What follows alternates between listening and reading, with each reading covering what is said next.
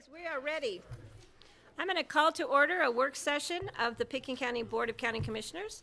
Today is Tuesday, February the 27th, 2018. And we have the first item on our work session agenda is Little Elk Creek. Great.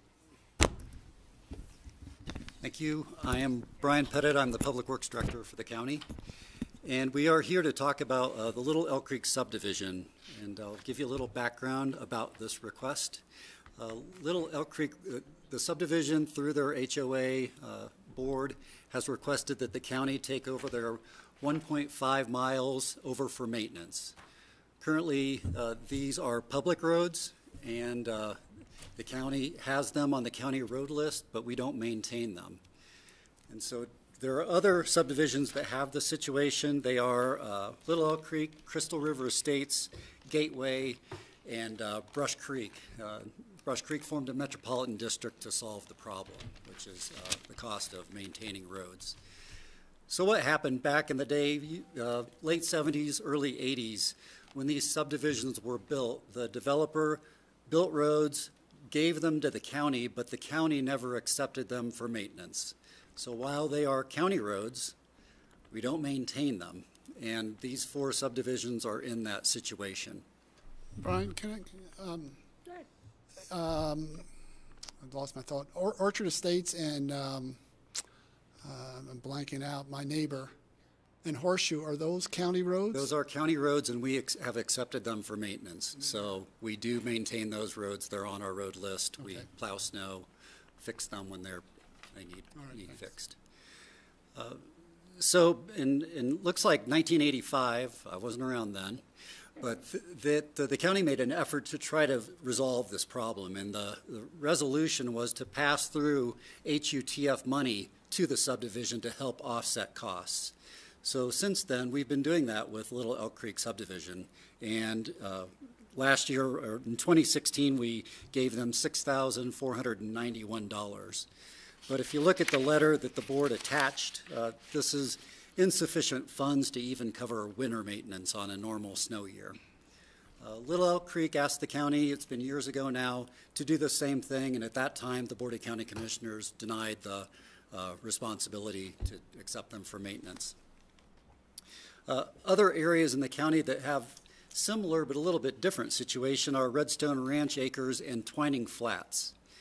These are public roads, and they formed a general improvement district to accomplish their maintenance needs. So Twining Flats and Redstone Ranch Acres, while public, are taken care of by their own residents through a general improvement district situation.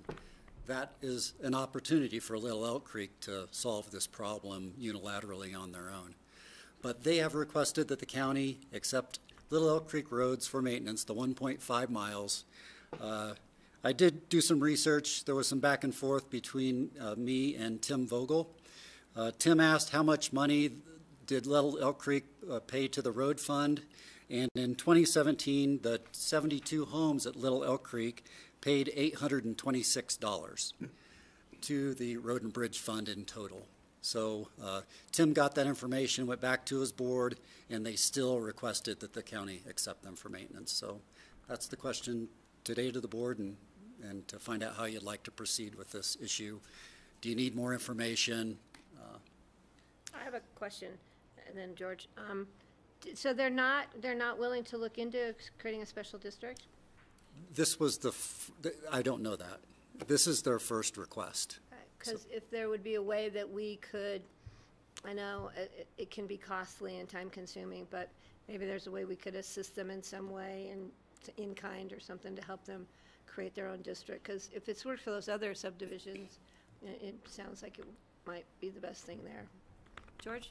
So way back when then, when Little Elk Creek was developed, the county, as part of the approval process, put in the roads? No, the developer put the roads in and gave them to the county, assigned them to the county. But the county never accepted the roads for maintenance into their own budget. So they're in this kind of limbo land of funding. So there was never a commitment from the county, even from the onset, to to look at any sort of help with maintenance. That is correct. George, I think though, if you look at the resolution number 84 from 1985, which is attached to the memo, that is a resolution of the Board of Commissioners of Pickens County, Colorado, accepting, subject to certain conditions. If it should be just attached, you're not seeing it? No, I don't have it. That's fine. At that rate, for your benefit, then, it was a resolution subject accepting the roads in Little Elk Creek, subject to certain conditions, and the conditions basically were that the cost of maintenance of those roads would never exceed the HUTF funds that were drawn down for those roads. And so the solution was really to pass those funds through to the HOA and allow them to use them for road maintenance for however they see fit. I have another quick question, and I don't think you'll know the answer, but I'm going to ask it anyway.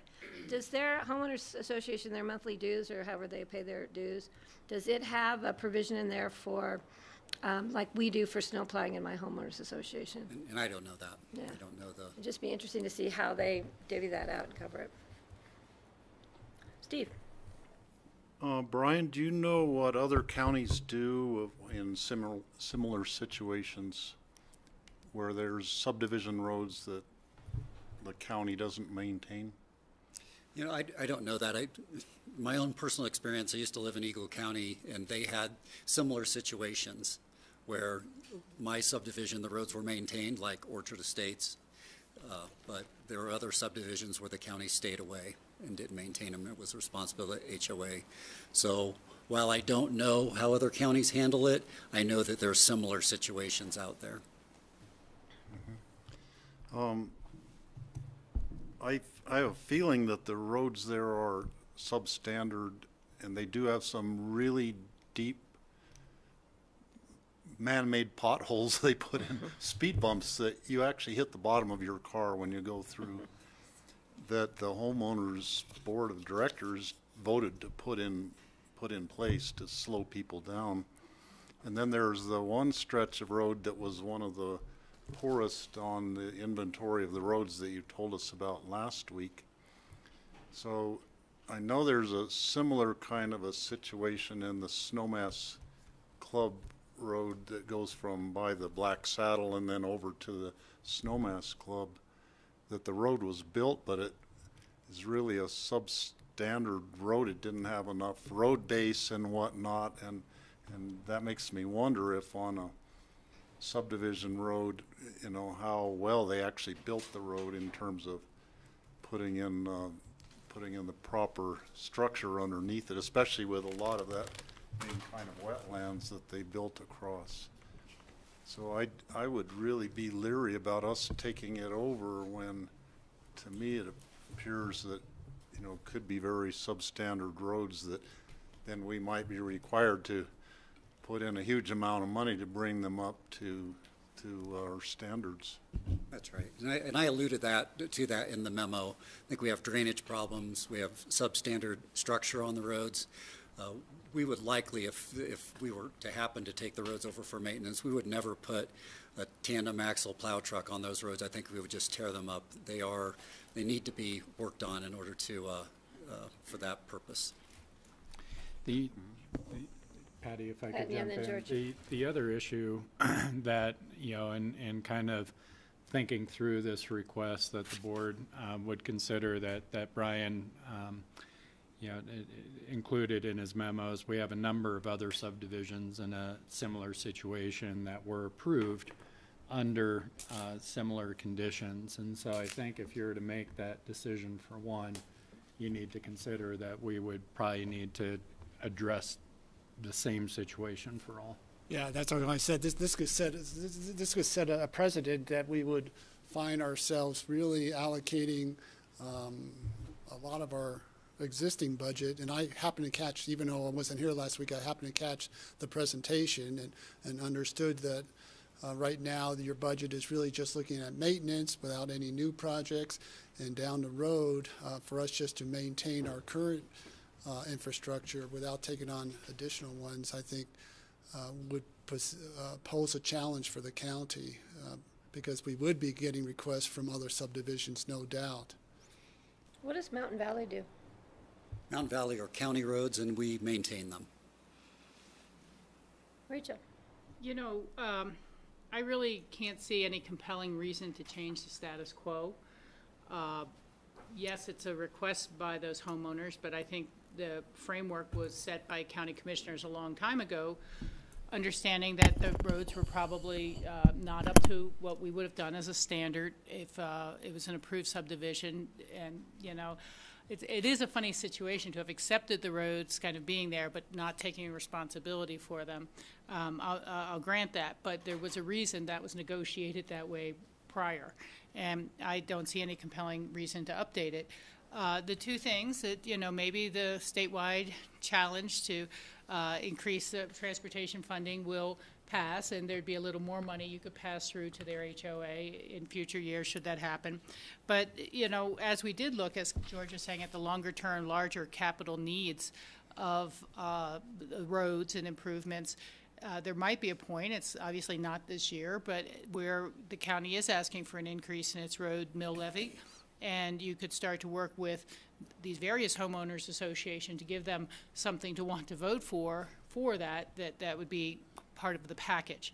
But to try to do it out of our existing means that you're going to be taking maintenance away from somebody else, and I can't reallocate our maintenance needs that way. So we just don't have the resources. Maybe there's a chance in the future. Thank you. I would like to suggest that they, you know, consider creating a special district, and if there's an opportunity for us to in some way participate, you know, we need to have that brought back and we can discuss it. Yeah, Greg. I just wanted to ask to be clear, has this come before a previous board, the first board that established it with the developer, made those conditions, which I understand now. Have they brought it forth before and been denied before, and have we articulated all the reasons, or are there more reasons to bring up? No, yes, they did, and no, there are no new reasons. You've articulated them here. They are the same, the reasons for that previous decision. Thank you. So do you see the direction from the board, I think, is, and then just see if we can assist them in creating a district if they so choose. Absolutely. And then Brian, I'm going to give Brian more time. He wanted to just touch on EOTC meeting, which is now rescheduled for next Thursday. Yeah, let me. Thursday the 8th, the next EOTC meeting is in the town of Snowmass Village from 4 to 6. This is a makeup meeting from the previous EOTC meeting that was canceled because of snow, and rightfully so. It was one of the most hazardous days that we've had on the roads recently. So I'll just roll through the agenda just to see if there's some collaboration opportunities there. The first thing new on the agenda is really to talk about the Buttermilk Crossing, pedestrian crossing. Previously, we had wanted to do some engineering work on that and design a pedestrian crossing. After we looked at topography and the amount of people crossing, and then the fact that the ski company was not interested in participating financially, we really changed our ask to more of a feasibility study on what could be done there, what the cost would be, and what the cost benefit is. So that's number one on the agenda, and that was really directed by this board. And that's to go back for the funding request that was denied by Snowmass. Correct, and the funding request is for $40,000 to do that feasibility analysis. Tuff Motors on the agenda to utilize the intercept lot. I don't know if really they need to formally get approval from the EOTC, but this is more of a courtesy touch with the EOTC to make sure that we're okay with intercept lot being used for that purpose. When is that scheduled? That's a good question. It was Pretty muddy out there now at the intercept lot. They could just do the whole thing there. August 25th and 26th. Oh, they're planning ahead. I like that. Yeah, so. Dan Blankenship with RAFTA will talk about polling results on their bid to generate additional revenue. I'll be updating about the Regional Transportation Planner, which is now called a Regional Transportation Director. It is, and just so you know, it is out in the market. We have 3 applications so far, and we'll be monitoring that and hopefully interviewing in the future.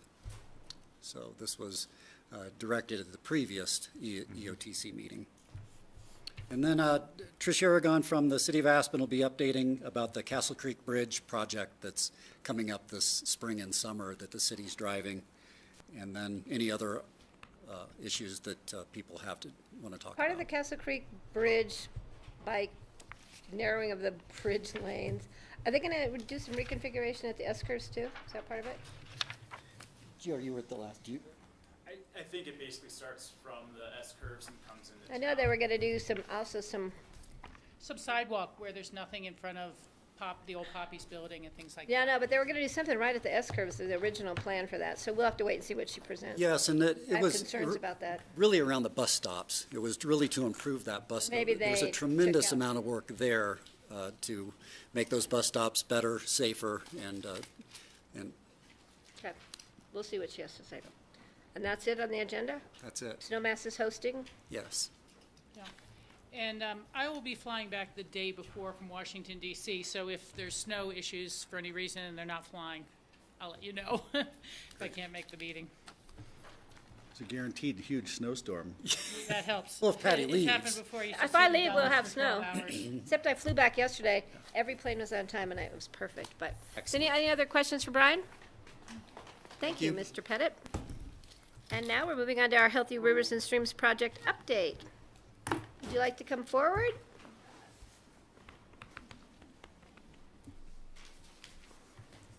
Lisa's in the back. I see her hiding back there.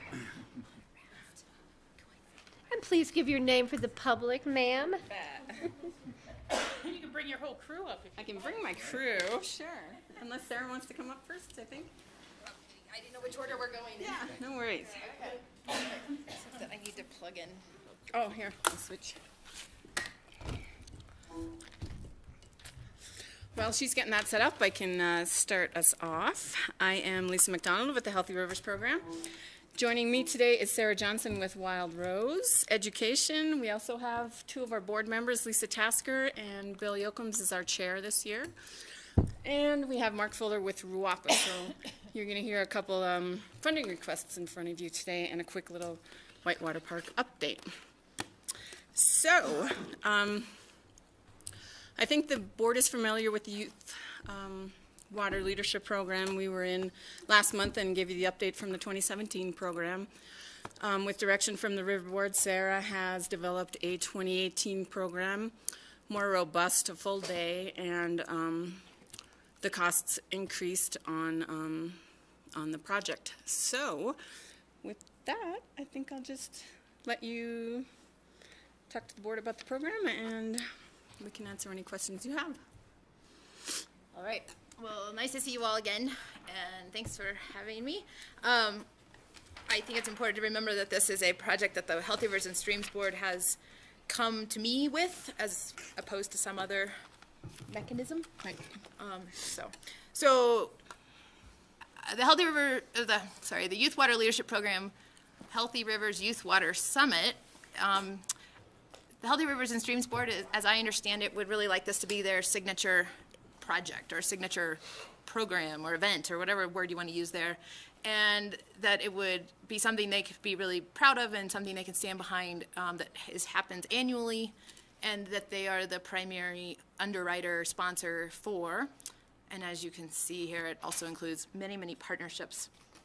And so just as make sure we're all on the same page, the goals of the program are to increase secondary student knowledge and critical thinking regarding water, climate change, and other local watershed issues and solutions, to cultivate culturally relevant student connections to their watershed and exposure to local environmental issues and careers in natural resources and STEM fields, and to foster dialogue among students, teachers, water policy decision makers, and resource professionals.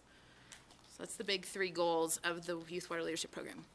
So the Healthy Rivers Youth Water Summit, again, as you have heard, is a student-centered educational conference for and by youth creating opportunity for learning, dialogue, and action on Colorado River Basin issues. And so it's kind of like if there was 3 tiers. It's like Wild Rose Education is the organization, the program is the Youth Water Leadership Program, but then the local implementation of that program is the Youth Water Summit, the Healthy Rivers Youth Water Summit. So it's kind of, there's 3 different pieces, there's like a tiered organizational structure.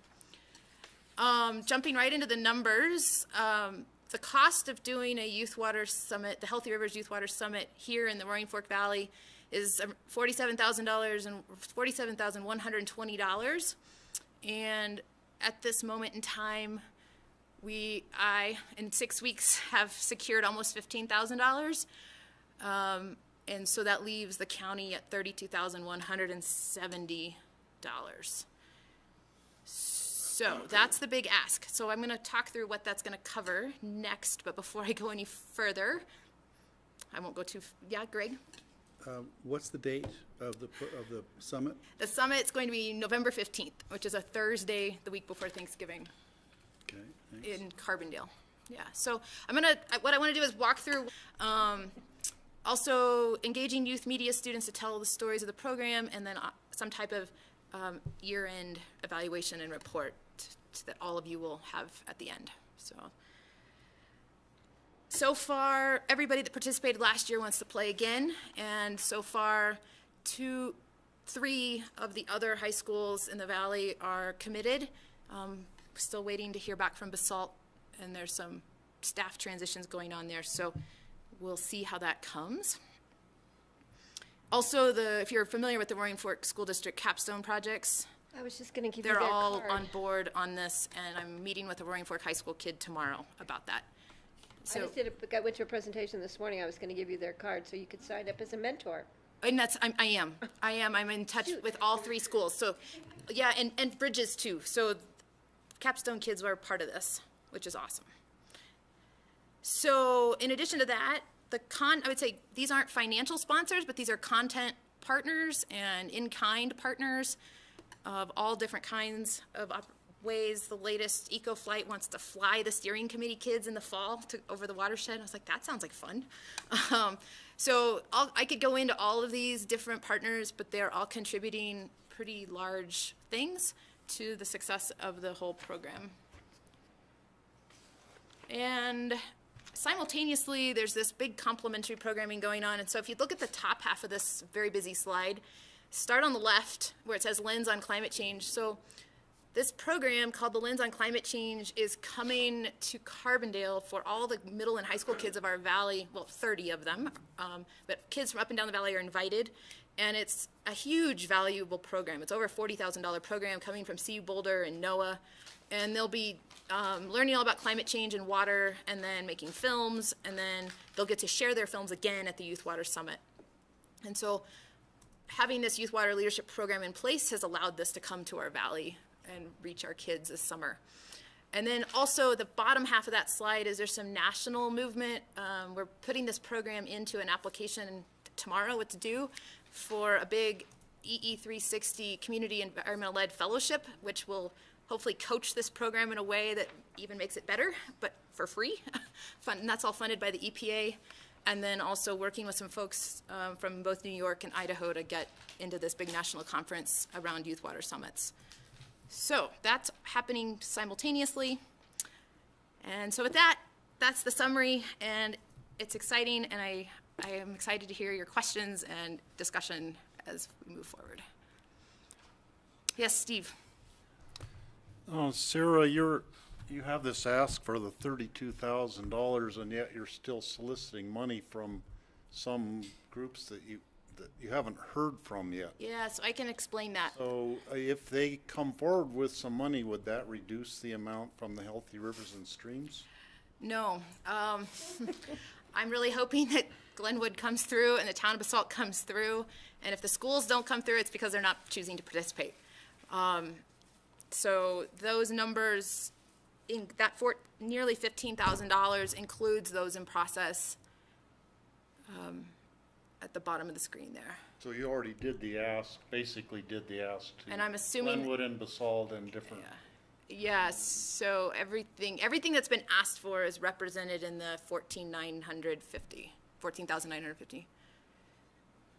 What happens if you don't get that ask? I go find some private funders and see if they want to sponsor. I Okay. mean, I have a feeling that a couple $1,000s I will find from some generous people in this valley. Yeah. Rachel?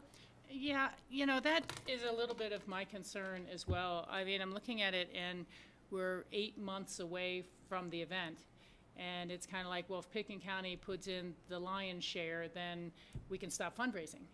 And that doesn't quite feel right to me. I mean, to me, that means that our sponsorship from here on out will be 32 to 35 to 40 over the years. And I appreciate what you're doing, and I like what you're doing. I like us to be a partner in it, but I would be more comfortable granting a certain amount of money today and saying, let's come back and take a look at where your funding picture is in September or something, and how much have other people participated.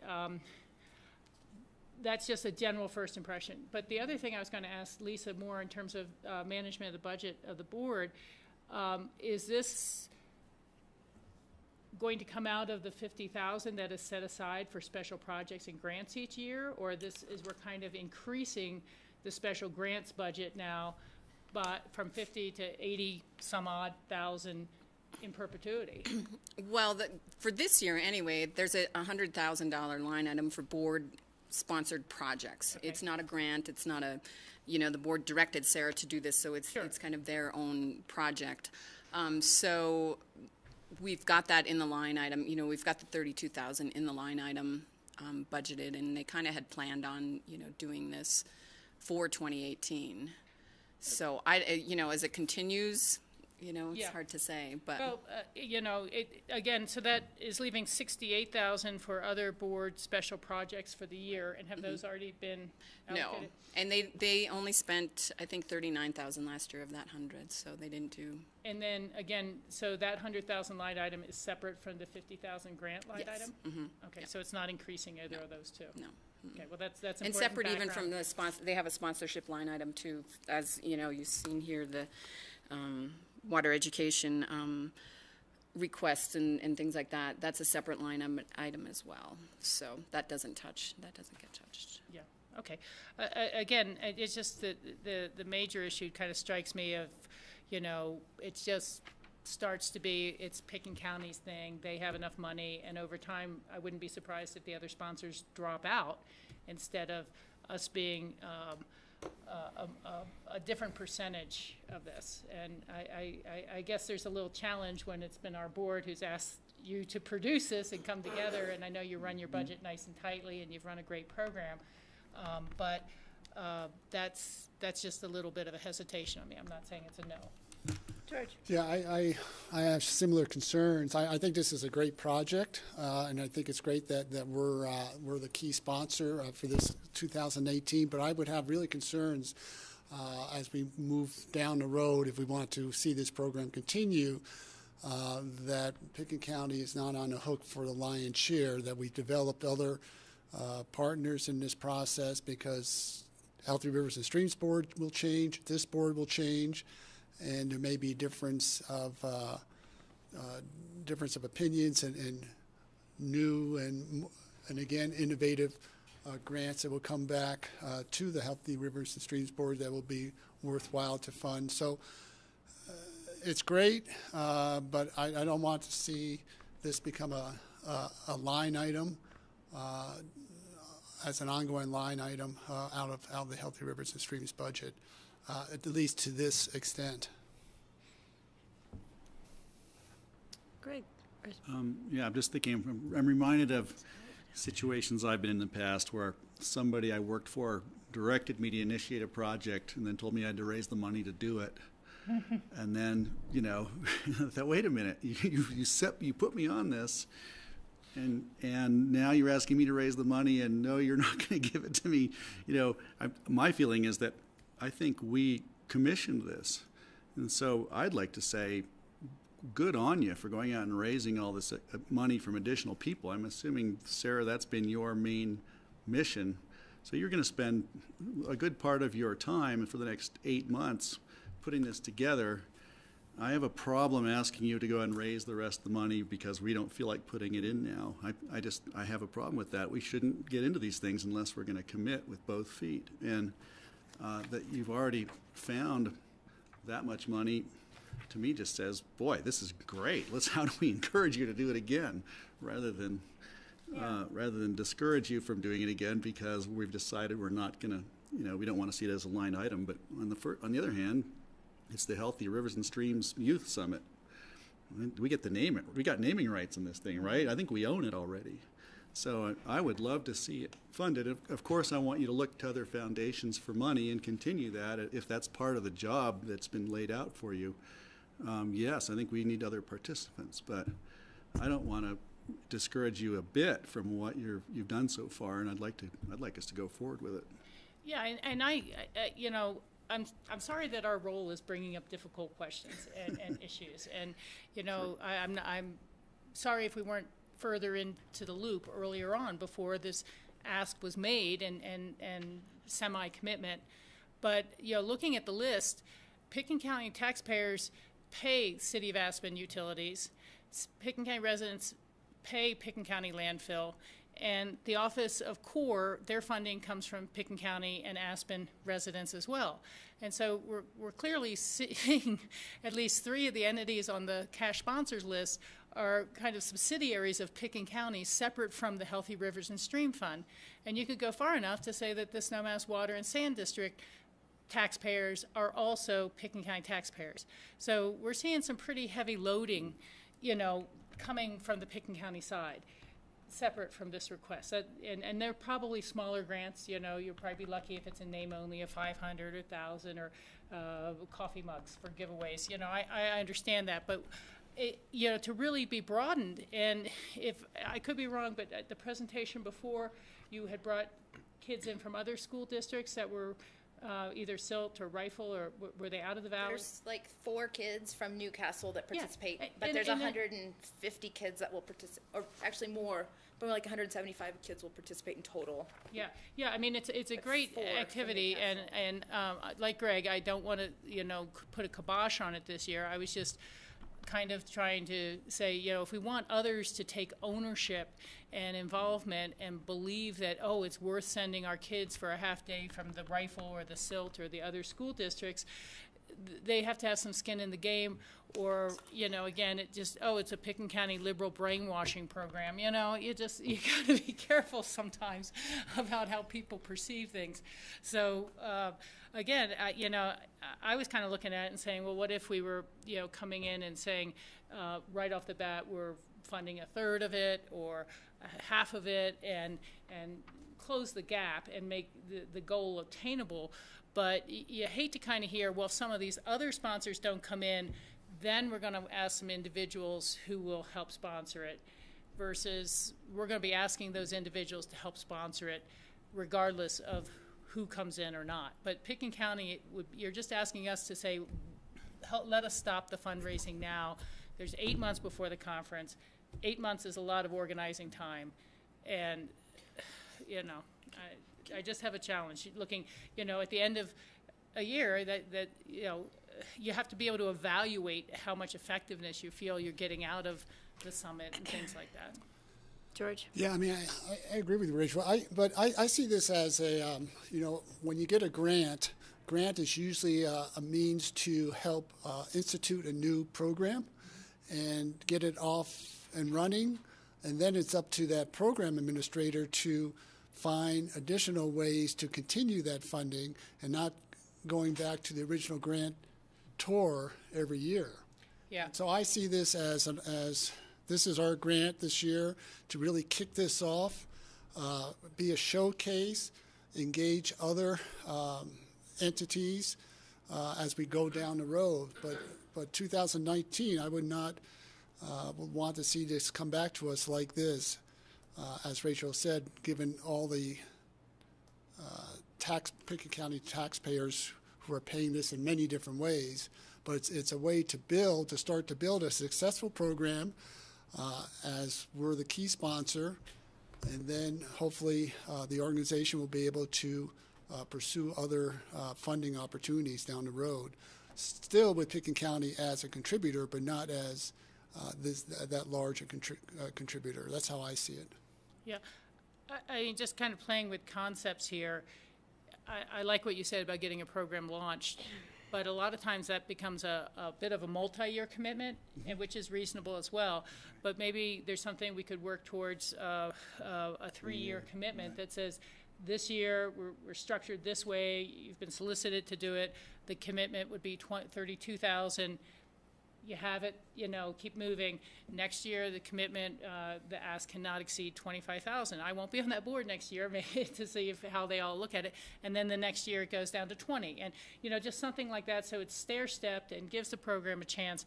But again, seeks that continued, you think about, we have the Healthy Rivers and Stream Fund, but so many others, agencies and water users and ag groups and so on are touched by water. It's more about continuing to involve them. Steve? Lisa, I wanted to know what the minority opinion on the Healthy Rivers and Streams Board was, because 2 people voted against it. So what was their reasoning for voting against allocating the money? I think the two, the way I recall it, Kate and Ellie thought that the ask was a little too high compared to last year.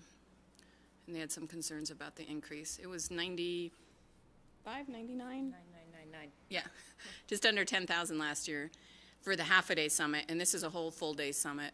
And, more students, more schools, and that was their concern. And I just want to add that the summit is a culminating 1-day thing. The amount of time spent with teachers in their schools and coaching the teachers, that's a huge line item up there.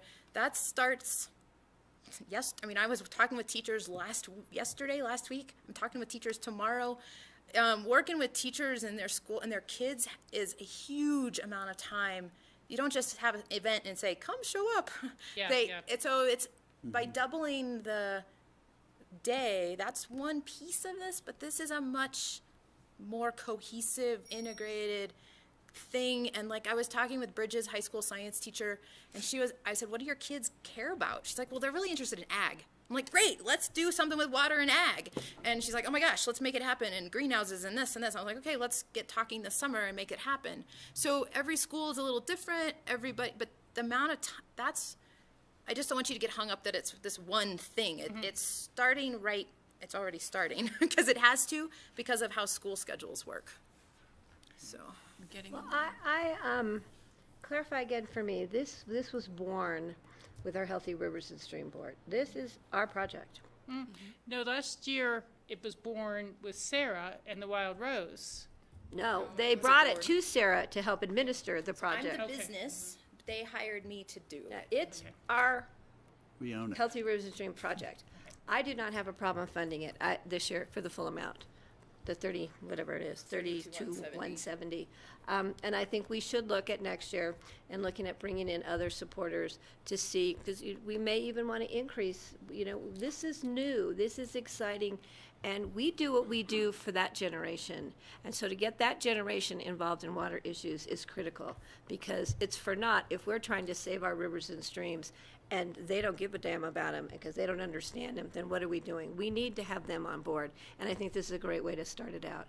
And I think we should do that, but I think we should take into consideration the concerns of other board members here to say, okay, how can next year we look at it differently, and how can we move it forward, and bring in other members to the table. And I think it's really exciting, and I'm gonna, hopefully my little 2-year-old grandson can be out there. Yeah, come on up to the microphone and just introduce yourself for the public, ma'am. Yes, hi, I'm Lisa Tasker, member of the Healthy Rivers and Streams Board. And I just want to tell you guys that I feel like this program, what has happened with it is perhaps is going to have one of the biggest impacts that the Healthy Rivers Board can ever have because of the outreach to the students and to our local students. So, I see we now have about $1 million budget. We've had that the last couple of years. And I've been on the board for 9 years and watched, what we've been able to accomplish. And and the things that we kind of can't accomplish because of Colorado water law, of course. But so to me, this is just amazing that this kind of unfolded as it did.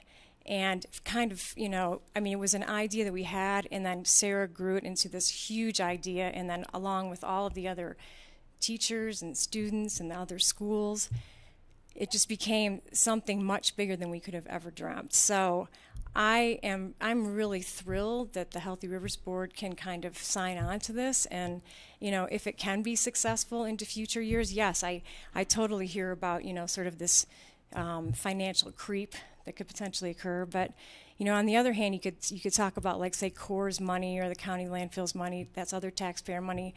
You know, it's not a lot, but it's just kind of helping them focus, you know, what they want to do with that money. And we kind of are getting a loud and clear message, to me, from the public and from the educating community that, oh, yeah, we need to focus on water, and we haven't been able to really in our schools. And the Healthy Rivers Board is in a unique position, I think, to help, you know, strike that match and make that, you know, begin and to happen. And so the future is something else, but I'm pretty excited about this year, and I do hear you about the future and some of the other, you know, monetary concerns that we need to take into account. But we have been really trying to dial down on this, and I'm really proud of Sarah for, I mean, in a very short period of time, how many people she got to climb on board. It wasn't lots of money, you know, but it's pretty impressive how many people are really excited about this and how many agencies and groups. So thanks for letting me speak. Thanks. Rachel, and then Steve? Yeah, you know, Patty, you make a good point. Sarah, particularly informing us again about the advance work, really is helpful. And Lisa, your comments are good. I'd be happy to support this at that full amount this year as well. But I just wanted to make those comments noted and thought of for the future, because even while it seems like we have a big budget, and we have a big budget sometimes in the county, we know we have these projects and needs and issues and battles coming in front of us all the time. And so, but you're right, that I think this would be money well spent. And it's a type of outreach we've been searching for a long time. I certainly was impressed with the video of the prior function. So I'll just leave it at that. Steve, and then we're going to wrap and go to the next item. So the students who are learning from this program, I see them as the future members of the Healthy Rivers and Streams Board, of the Colorado River District Board, future county commissioners in different counties, staff, water attorneys, staff people for Aurora Water, and all sorts of things like that. Heaven help us. I could see these students getting inspired to make a living doing something in the water field, which we all know is incredibly important. I also would like to have the students have more of a sense of ownership, and I remember growing up raising money so I could go to the YMCA camp for a week in the summer. So I had ownership in going to that camp, and I got a lot more out of it because I had put in effort to help pay some of the cost of it. And in high school, we had a spaghetti dinner fundraiser at least a couple times a month for 4 years, going through high school, raising money for any number of different things. We had to raise some of the money to make things happen, and we had a sense of pride and ownership then when things were accomplished. So going into the future, I think having the students somehow at their schools do some of the fundraising for it would really be a good thing. That I think they would get more out of the program if they had to do that and weren't just given this as an opportunity. Yeah. Also, I think in the future, perhaps we could use our money as a challenge grant, like matching fund thing. So then it could get other groups to step forward and put more money into it, knowing that it would be matched equally by our Healthy Rivers and Streams Fund. So in future years, I think that could be, I mean, we could even do that this year, but I get the argument that, you know, this is really a great program, and you were asked to do it, and it's succeeding beyond our, I think, anybody's expectations. So that's terrific, and I'm okay with, you know, putting in this full amount right now. Pat, very quickly, Yeah. just the three things. One, I really liked what Rachel said about, you know, a 3-year plan or something. If you're starting a new commitment, it's like a promising startup. You know you're going to spend a few years trying to get it up to speed. Like they say, any business probably takes 3 years to get going. This is promising. You've really done amazing things with it in the first year going to the second year. So I think this is an opportunity for us to really get behind it. And sure, I love the idea of bringing in other sponsors and making that part of the plan, whether it's the kids themselves helping raise the money. Great idea. I like that also. A challenge grant. But I just want to say, I think the last thing is when I was on Healthy Rivers and Streams, we talked about how can we spread this to other communities, whether they're participating in it or not. You know, other communities came to us and said, how did you guys do this? You know, they don't all have Rachel to help establish such a thing. But they all wondered, how would we make this happen? So if we can spread it that far, it's part of, I think, our real mission, you know, to put it out there. What if we could get every community in western Colorado to have a Healthy Rivers and Streams program, or at least participate in one? That would be part of satisfaction. Okay, then we're going to move, because Okay. we've got a Sorry. couple more issues here. Yeah, and just really quickly, I like Steve's idea, and it's something to consider developing that would go along potentially with the students contributing, would be if there's any sort of certificate program you can give them for the successful completion of this and X-May projects, mostly because so many of them are pursuing something on their college resume. That's already that's in the works. Yeah, but again, it might be something that becomes part of, if you don't pursuing that, you don't pay a fee. If you are pursuing that, you do an extra project or two. Okay. Something along those lines. Just keep working We with should that. talk more. Okay. I actually have lots of things I'd love to talk more with you about, all these Okay. ideas, but thank you. So I Thank think you see direction from the board, since we To- don't technically go vote with here. Okay, at for work this year, session. and think about a stair step or other approach for future years. Okey doke. Sarah, you That's did a great exciting. job. Thank you. Thank you. Thank you. November 15th, come to Carbondale, and June 16th, come to Carbondale for the lens on climate change part of it. Great. I'll keep you all posted. So the next item, Miss Lisa, is Right, I keep still calling the Colorado Water Education Foundation, but the Water Education Colorado, Jayla Poppleton came to the Healthy Rivers Board on January 19th with 3 sponsorship requests totaling $5,000. The board has River Board has discretion on the $5,000, but I wanted to update you and let you know that this is something that they approved. So the first one was a Snow to Stream hands-on learning workshop and Snowtail field trip up to the top of McClure Pass that will be held on March 19th. That ask was for $1,500. The production and distribution of Headwaters Magazine Stream Management Planning Summer Edition for $25,000. 2,500. And the Water Leaders Program Day sponsor that's being held in Redstone for a request of $1,000. So the River Board unanimously approved that request. okay. So, Thank and you. I think typically the BOCC also sees that request come through every year, and we've sponsored a few of these items throughout the past years. Great. So Right. next, Third is a request from Rudeye Water and Power Authority for the Aquatic Nuisance Species Program at Rudeye Reservoir. I know you've all heard Mark speak several times, and at your last basalt meeting, I think in November, I think Mark presented the program to you as well. This year we did appropriate a line item, and I'm wrong here. They did actually appropriate the total $1,500 or $15,000 request, not the 10 and 5 like I have in here. So. That was last year. Okay. So I'll let Mark give you a quick update. If you guys have any questions, I'm sure you're well aware of everything that's going on up there. Hi, I'm Mark Fuller, Director for the time being of the Rudeye Water and Power Authority.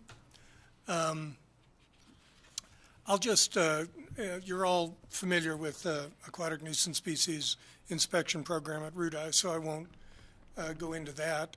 But I do want to let you know that We are continuing to work on other funding sources. We are in discussions with the Forest Service about getting some portion of the day use fees at Route I dedicated to supporting the program.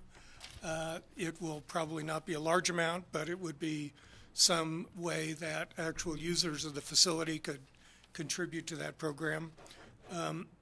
We've also had some very good discussions recently with the Bureau of Reclamation, who are starting to turn around a little bit.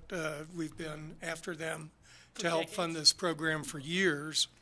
And they've got a new regional director who is very concerned about this issue and has directed his local managers to start talking about ways in which the Bureau can funnel some funding in our direction.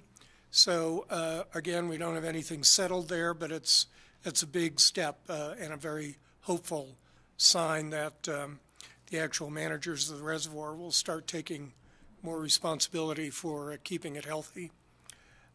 We've also solicited contributions from all of the entities that contract for water in Route I.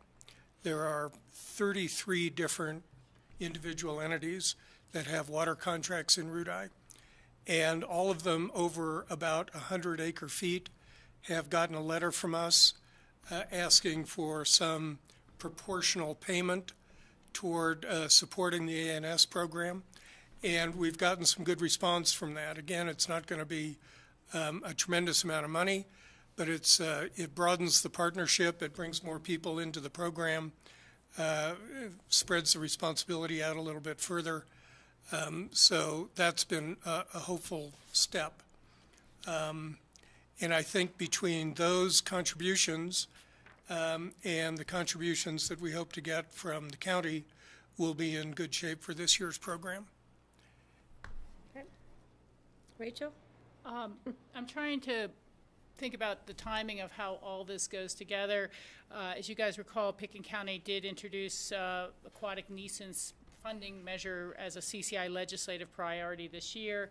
They've been working with Department of Reclamation. They seem to have a boat tag fee system going forward. I think it's $25 for Colorado residents, $50, but $50 for out of state. It will not raise what seems to be the full amount that's being spent across the state now. It looks like it would raise about $2.4 million. Yeah, the chances of any of that coming back to us are slim. And it wouldn't be in place to have fully collected, to have any money to send anybody until after next year anyhow. So right. At the very least, we have to do that this year and then continue to pursue. There's some discussion that DNR might add $1 per fishing license fee on top of this to raise the rest of the money and then be settled. But that's a separate discussion. So I'm in favor of going ahead and supporting this. I think we have to. What is the total program cost?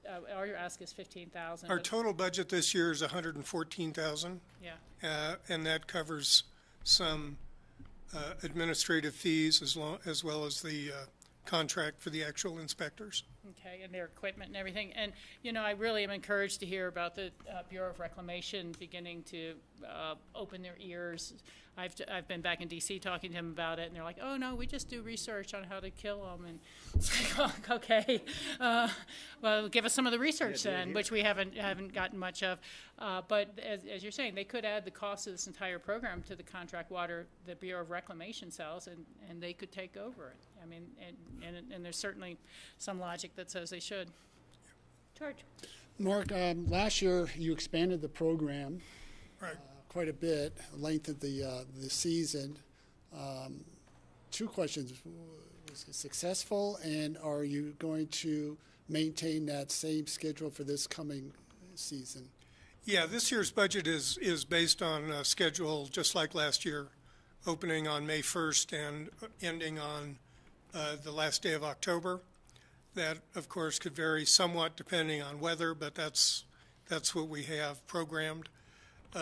Last year it was quite successful. We made a big effort to communicate with the public about what we were doing and how that was all going to work, and we had really good cooperation from the boating public. And our inspections more than doubled from previous years because we were covering, the entirety of the season and closing the boat ramp when we didn't have inspectors on site, and it went really smoothly, and I expect that to continue. Great, thanks. Any other questions? Steve? Not a question, but I would support doing this funding. It's a really great program. I hope we can achieve the long-term funding through this state process, but or God willing, through some federal funding. It's really a federal issue for interstate waters almost. I don't think we're ever going to get to a point where we're fully off the hook locally. Yeah, no, I think we'll always be raising some local money for it, and that's good. I do notice one suggestion that the Root Eye Water and Power Authority address is your home address, and with you not for long. With you retiring, we should have more of a business-like address, a P.O. box in Basalt, or perhaps something through Basalt Town Hall, or something like that. Those discussions with the Root Eye Board are ongoing. Yeah. Yeah, that's going to change. Well, Greg, did you have something? Only that, can you give us a brief update on the status of the ANS in the state? I know they found larvae, and were they viable larvae in one of the reservoirs? They found larval DNA in Green Mountain Reservoir. And it's going to be a season or two before they can determine positively whether or not that signifies a viable population. They're continuing to test. They'll be testing, obviously, throughout the year. And they put a protocol in place in Green Mountain whereby every boat that comes in or out gets inspected and cleaned. And they've closed down a bunch of the sort of bandit boat launch spots around Green Mountain. So the DNR, and that's where their money is going at the moment. Mm-hmm. Understandably, they're putting in a kind of all-hands-on-deck effort to make sure that if there is a viable population, it doesn't spread beyond that body of water. But they frankly don't know yet what that means. They found larval DNA previously in Pueblo Reservoir, and I think in one other Front Range reservoir, and they never developed into reproducing populations. So they're hoping the same is the case in Green Mountain. Great, thank you. How big is a full size? Is what? How big is a full size? They're about the size of a quarter. Because, when we were really fighting bark beetle, at the town of Silverthorne, Summit County did a festival, and they sold chocolate-covered bark beetles and to raise money. I don't know if that was viable, but I was just trying to be creative as to how you might recycle the product. I don't see any way you could make them edible. All the chocolate in the world. Steve's going to show me a picture. This is a PVC pipe that has the muscles all around it, and it's totally clogging it. Yeah. You can see kind of how big they are. Yeah. They would be an interesting, experience. But anyway, I think the board is definitely supportive of this. So great. Thank you very much. It was nice to see you, Mark. Thanks, Mark. Did you want the little update on the Whitewater Park? Or? Yeah, I think we have. Well, how much time? Let's see what we got. Okay. We're right at 2, so real brief. Okay, so anyway, I think it explains it all in your little update in the agenda item. But Quinn Donnelly was here on January 9th and updated you on the in-channel work. We are probably 99% done. We received our permit extension from the U.S. Army Corps on the evening of February 8th, and the contractor was in the river on the 9th. 51 days after our request. So it took a little bit of time, but he has been working hard and I think is probably about 99% done in the in-channel work. They're doing some foundation work on the bank for future stream side improvements, and that's next. And we'll be out of the river on March 15th. So, fast. And we get to do another ribbon cutting and a raft trip. Sure, let's do it. They Due to the length of the extensions too, we did request from the town of Basalt a Sunday work schedule, and I think we might take advantage of one of those. They Great. did do an administrative approval on that, so you might see the Just in case. cat in the river this weekend. Okay. Thanks, Lisa. Question? Lisa, when he's in the river with the track hoe, with the water running in the river and placing stones, can he see right away how it's changing the hydraulics there when he puts each They have rock the in? engineers out, and so they're placing them. Yep, they're surveying them and lasering them and doing everything. So the engineers are telling them where to put the rocks and the stones in there. It's crazy. Thanks. It's pretty cool. Right. All right, we're going to move right along. Thank you. We now have a presentation of the Castle Creek corridor planning. Give me 1 second to load this up.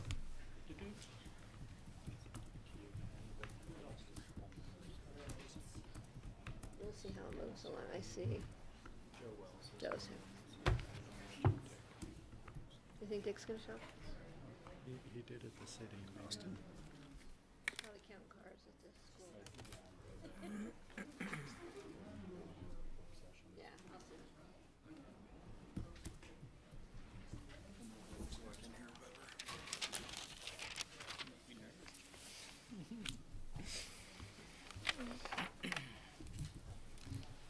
Tell me when you're ready. I'm ready. We're waiting. You're ready. Cool. Well, hello everyone. I'm Gary Tenenbaum. I'm the director of Pickens County Open Space and Trails, and I'm here with Austin Weiss, the City of Aspen Parks and Open Space Director, and Gerald Fielding, the county engineer. And we're here today to give you guys an update and get some direction on the Castle Creek corridor planning effort. So, the city and county have been working on the Castle Creek corridor planning since this last summer. We started last summer and took a lot of initial feedback from the public. You guys all got an update on that in November, and you got the huge amount of public comments we got then. From that November meeting, we did another round of public process. The next round of public process is kind of the middle thing. It was November 2nd to January 1st. And after we did the joint meeting with the City and County Open Space and Trails Board, we went out with potential alignments, on conceptual alignments, and received feedback on that. That went till January 1st, and in your packet, you do have all of the public comments that we received in a public comment summary on that. And so at the Open Space and Trails Board, and we'll go through kind of what they talked about, but the goal of this meeting is really to give you guys an update on where we're at in the process and to get some direction to move forward with a potential preferred alignment. So the big piece of the public process in this next round, what we saw was, that's why we do public process, because you just never know what you're going to get. And on this, after learning about each alignment, we did a survey and tried to figure out what the public wanted for any preferred alignment. What we definitely got was people really believe something should be done. Some type of trail, some type of improvement should be done for safety. As you can see there, the east side alignment narrowly edged out the west side alignment, but both of those alignments were separated trails, and then you had the shoulder improvements. And what's more interesting when you start getting into the details of it, you start to see what people were strongly in favor of. And what we saw on this is what you can see, if I can get the pointer, is a physically separate trail from the road got really strong support. So did uphill bike lanes and widened shoulders. And so people do believe there is some safety issues, and you also see the slower traffic speeds, speed tables, speed bumps, safety signage. So that really goes to show that the public who responded to this survey, and it was a decent response here, that safety is a big issue here. So trying to solve the safety issues on this Castle Creek corridor area is critically important. And so, looking at all that, you know, when you start looking at the public comments and the survey, the east side separated trail alignment was definitely the most preferred alignment option here. And so when you look at this east trail alignment, this was what was proposed in the overall survey as an alignment. But, you know, you look at the price tag at $3.88 million for that, and you look at some of what it would take to build this. We did hear a lot of public comment on the fact that, you know, they had some issues with, obviously, what are going to be the impacts to this. We did a tree survey out there, and we surveyed how many trees would potentially be needed to take down on each alignment. And on this one, this was actually one of the alignments that had the middle ground of how many trees would be taken down, but also some people had issues with, you know, separating the trail with concrete barriers. How safe is it for this bicycle with a concrete barrier? And looking at the cost of the walls and the size of the walls, and the fact that people really liked the widened shoulders too. So what staff is proposing, and what we propose to the open space boards, and both open space boards have recommended to both City Council and to the BOCC, is a modified east side alignment. Now, a modified east side alignment would include some separated trail. And so in this east side trail alignment, in the overall guideline, well, not guidelines, but the overall widths and everything was to have a 4-foot uphill biking lane, a 6 to 8 foot separated trail, and a 3-foot buffer. Now, the modified alignment, what we really talked about is narrowing it on all of those so we could reduce the impacts. One of the big things is to keep the trail at road level and not depress it. That would reduce the retaining wall heights, and that would also narrow it. But, you know, we feel that you would still be able to do a physically separated trail with the uphill bike lane and provide a lot more safety. The big piece on safety too is to create, you know, to install speed tables in this area. We want to discuss with the BOCC the potential for lowering the speed limit here. One of the things that I'll hand off to GR in a second is to talk about a school zone in this area. The Open Space Board, after this meeting, was really impressed that GR and Road and Bridge immediately put up a school sign, and that was, that was noticed and, very necessary, but it was noticed, and potentially, we can do more, and I'll give it to you for. Thanks, Gary. Yeah, after going through a lot of this public process and seeing a bit of what we've had out there for signage, we've had some school placards and some signs come and go over the years. So actually the posts were already in just to put up the appropriate signs at this time. But I think one of the things that we can look at in the very short term, because it doesn't cost a lot of money and it's pretty easy, is to install a school zone like we did in Woody Creek, where we have the lights on timers, and they'll flash at the, I think it's plus or minus 20 or 30 minutes from when school gets in and 20, 30 minutes when school gets out. And I think that'd be a pretty easy thing to do in the interim to increase the safety in the corridor. Cool. And then... Can I ask GR? You may address this. You sort of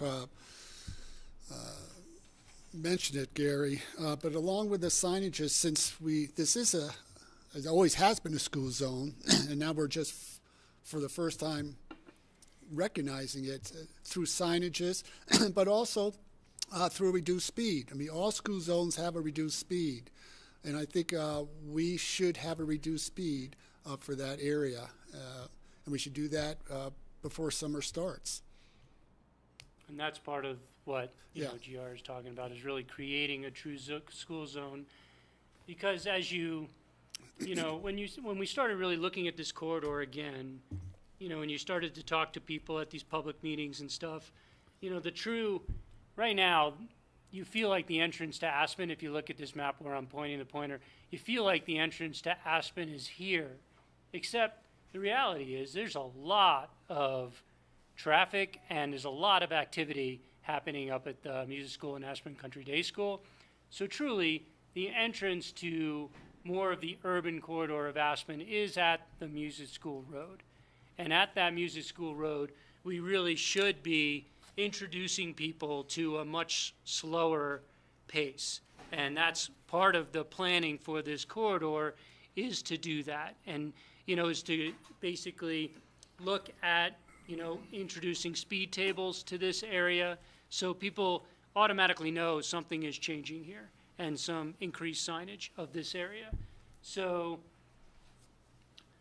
in the end, what staff is proposing, and I'll let Austin add some to the conversation, but what staff is proposing is to, get direction from the BOCC. We've got direction from the City Council a couple weeks ago, and both open space boards recommended it, is to continue with a more detailed design of a modified east side alignment, which would reduce widths where possible, keep it at road level, see how we can reduce the impacts to the vegetation and the trees, and really see, and then include the speed reduction into that overall proposal. It's great that the county will install the school zone sooner than later and do it this summer. But, for this design, we would then come back with the more detailed design and an updated cost estimate. We feel that we can significantly reduce that cost by doing that. And then we will bring it back to both the open space boards and the BOCC and City Council and see if it's a project that we want to put into the 2019 budget.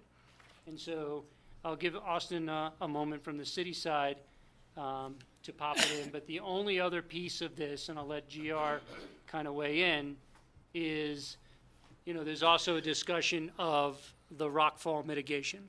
Obviously, there's a pretty large cut on this area, and so, that is something that has been talked about and is potentially worth considering. But, obviously, Open Space and Trails really concerns about the recreational corridor and the safety for the road and bikers. That other piece is also adding into the motorized kind of world of protection. So, well, thanks, Gary. She's got a mic tilted over. Okay, thank you. And I just, Gary, you summarized it well. I just wanted to add that from day one with this effort, I think we all felt it was really important that no matter what we do here, that we design something that didn't just simply serve students going to and from the campus up there, but really served all the users of that corridor, whether they be on bicycle, road cyclists, cars, and whatnot.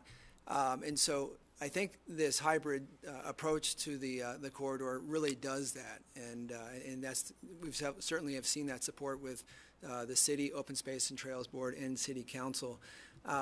One of the things that Gary mentioned was as soon as you start to physically separate that trail with that concrete barrier, then you kind of box in a road cyclist who is on the road, and it in some ways starts to create a more uncomfortable situation than what you would have without.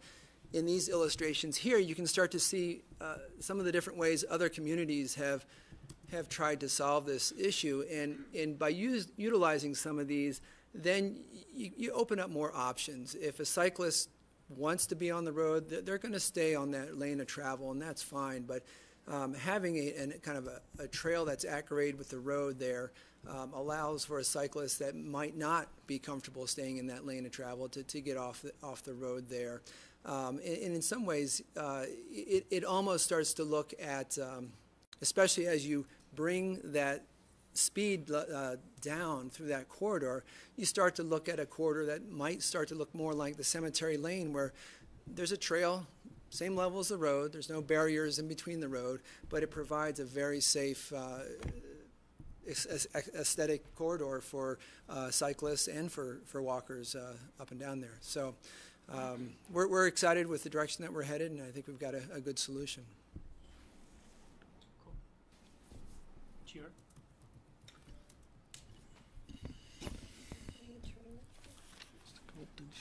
So as Gary went through with that east side alignment, the $3.9 million number for what was initially proposed correct me if I'm wrong, Gary, does not contemplate doing a significant amount of rockfall mitigation to the large cut that's on Castle Creek Road. That area is been something that we've maintained the rockfall at for as long as we can remember. We probably do a significant amount of work there every other year. We do a small amount of work there every spring freeze and thaw cycle when we do rock removal. There's a lot of different technologies, but one thing that's not contemplated in that budget number is doing that rockfall mitigation. And so there's a lot of different technologies available through there. But as the board heard from myself and the Road and Bridge Department last week, is really when we start looking at these sorts of requests, there's something that hasn't been included in our 10-year capital plan from the Road and Bridge and capital maintenance side.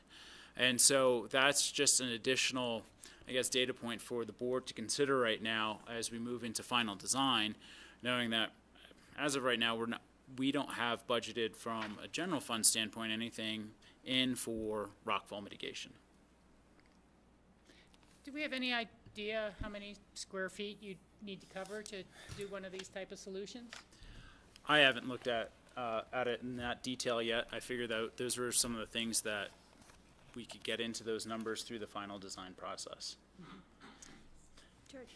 Yeah, GR, even though this rockfall mitigation may be specifically to enhance this portion of the Castle Creek Trail, we all know that as you go just further up Castle Creek, just before you dip down that curve to the bridge, that is even worse. And I know Road and Bridge crew is out there in the summer and the spring every day clearing rocks that are certainly hazards, not only for motorists, but certainly for cyclists as well. So that would have to be, I think, a larger discussion in terms of a 10-year plan for out of Road and Bridge budget to look at addressing those two spots specifically. Steve. I see the hillside stabilization as something that potentially would protect the apartments up above or the water treatment plant or something, because over years, it can keep eroding and have the bank go back over a long period of time, and eventually we get into some infrastructure that is jeopardized up above. So it is a larger discussion on protecting what's up above on the hill. I also am wondering if by it's sort of like moving the road over towards the hill, but what's proposed is to do the uphill bike lane going towards the hill, which is widening the paved part of the road towards the hill. Is the bank stabilization an essential part of doing that? Well, Steve, yes, in short, I believe it is. I think that once we start moving more people, whether in a vehicle or in a car, closer to where we have a known rockfall hazard, then I think it's something that we need to take more and more seriously. And going back to a little bit of what George said earlier, too, as far as rockfall mitigation, obviously this is an issue across the county. When we contemplated more capital improvements when we went for a ballot question back in 2008, these were two of the locations that we discussed. It wasn't our top rockfall location that we discussed. I think that went to Upper River Road. Yeah. But with all those moving pieces, I do think that this is an area that we should take a hard look at. We've got a long ways to obviously still go in this conversation. One of the things that we did with the last ballot questions around open space and trails was we provided the opportunity to thread together some of these funding sources where there's a mutual benefit to trail and road and such. And so this may be the first time that we're really looking at that type of opportunity because there's probably, it's not an either or kind of conversation. There's probably a benefit to both. And I think to GR's point, we'll probably need to go through some of the design and engineering to understand what the implications of that are and bring something back to the board. This is what we were talking about, though, when we brought the road and bridge piece forward, that we don't have a lot of capital improvement dollars versus maintenance dollars. Yeah.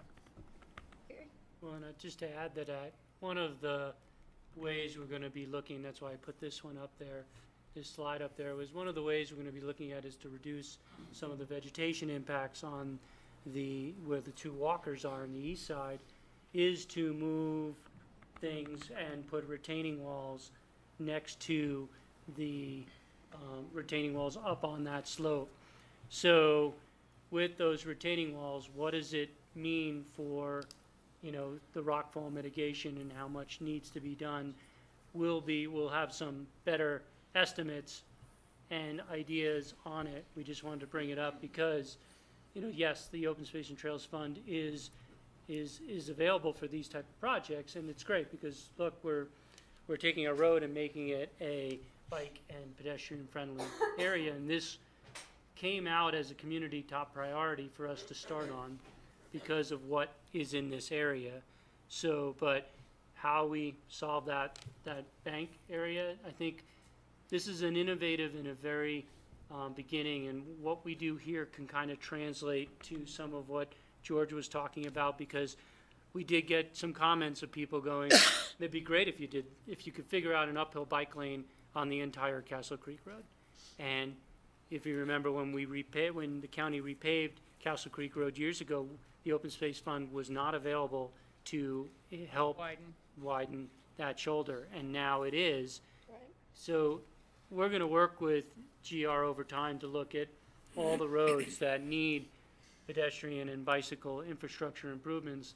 We just knew this one was the area, and when we did the studies, I put the user counts up there. When we started to see how many bicycles use this corridor in a summer week, you start to realize it's like this is not just a road anymore. This is a serious, road cycling and pedestrian area. And honestly, most of the things, if we do construct this, we build it, there's going to be a lot more people walking and biking to the schools, and so more and more people are going to use this area. So we just got to come up with a solution. Yeah, Rachel. Yeah, thank you. Well, thanks for your hard work and outreach and being flexible and letting us know you're going to bring back another hybrid from the work and the comments that have come forward. So I'm happy to see that. One is that I really don't know if there's any state money or federal money out there that might be of assistance. It would probably be small amounts, but every little bit helps. But the Safe Routes to School program kind of strikes me as maybe there would be something there. And then the other is, and it may have come up through other discussions, but when we are repaving again, not that it would be imminent, but should we put some of those kind of rumble strips in the side of the actual road asphalt, where the white line kind of goes, not in the biking lane? I know bikers hate those when there's no bike lane, but particularly that pedestrian buffer being 3 feet wide, I couldn't help but think that if you could have some rumble strips in there, it would let cars know when they've started to cross the buffer, rather than just have something physically there. So, I mean, space-wise, but you know, I just know they're kind of handy when I'm driving down I-70 in a snowstorm and you hear that, oh, I'm getting a little too far to the side here. But I think I'd look at those sort of elements in the design. The other components you're talking about of real traffic calming truly make sense, because when people are coming down Castle Creek, you know, you're kind of like, oh, I'm almost to town, and you're kind of hurrying towards the roundabout. But that's right where the pedestrian crossing of the Meralt Trail over to the hospital, and all the hospital people, you know, who are walking or biking, you know. So you do get quite a bit of activity with people from Castle Ridge or Twin Ridge or any water place deciding to walk into town and cross over to the Meralt property there. So, you know, anything that really can start to calm that traffic through there. You know, I don't know that we need to go into the type of speed humps that they see over on Cemetery Lane, but I do think those things can really have a big effect. And you know, the kind of crossing tables or the slow tables or things like that. So I'd like to see us use that sort of knowledge and get that message out there. This is a congested area. Proceed cautiously. I'll look at lower speed limits too, certainly. So this is a work session, but I see that we may have a member of the public. You might have two, at least two. Anybody who wishes to speak, I don't have a problem because we're kind of ahead of schedule. So if you can keep it short and just come up to the podium and announce yourself to the public.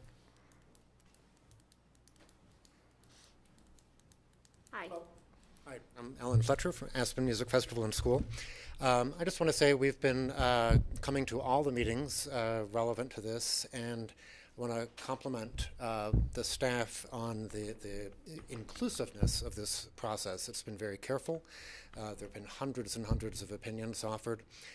In particular, we offered a lot of opinions on the East Trail, which was our preferred option of the three, and we found the staff very responsive to everything we said. So as I think Gary has mentioned, what you're seeing here is the original presentation, but there have been some really positive modifications to it since. So we're very, very much in support. We are also in support of designating this officially as a school zone, and as Rachel said, of having the speed bumps that would alert people coming down from Ashcroft that they were entering into this area. And with the school zone would be a reduced speed limit as well, but we think that would be great. So thank you. Thanks, Alan. Anyone else? Joe, you're not going to pass up an opportunity to... Well, you were looking at me, so... Joe Wells, Castle Creek Caucus. In my past life as a planning consultant, I like to think that I had good luck getting clients to grant trail easements, and in this area I think we've established about 3 miles of trail easements at several different projects. I've been an observer of the use of trails to the point that I've concluded that these separate trail easements should probably be reserved for pedestrians, and because most of the bikers seem to want to be in the pavement. So I support separated pedestrian ways and expansion of pavement for bikers so that we can coexist. When I originally looked at the 3 alternatives, the East Side Trail was my least favorite. But in looking at that in more detail, it's clear that if we could keep the students on the east side of the road, there's some advantage to that.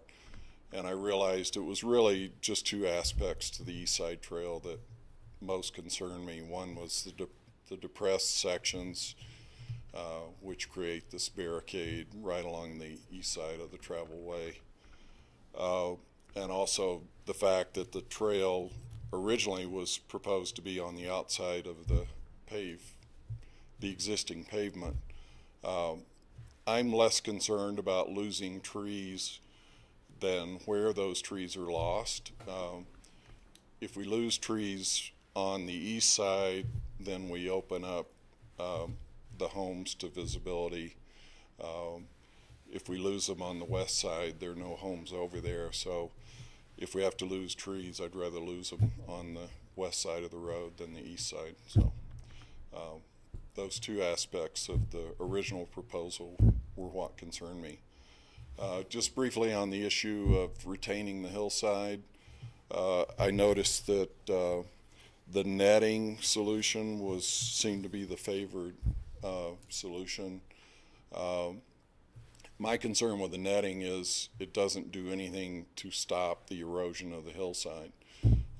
It protects the roadway, but the hillside will continue to slough off behind it and eventually threaten the housing up above. So I favor the shotcrete solution. So thank you. Thank you. And I can clarify if I could. Joe, you're speaking for yourself, not for the caucus. The caucus isn't fully up. Just myself. Okay, thank you. But thank you for taking the time. Appreciate it.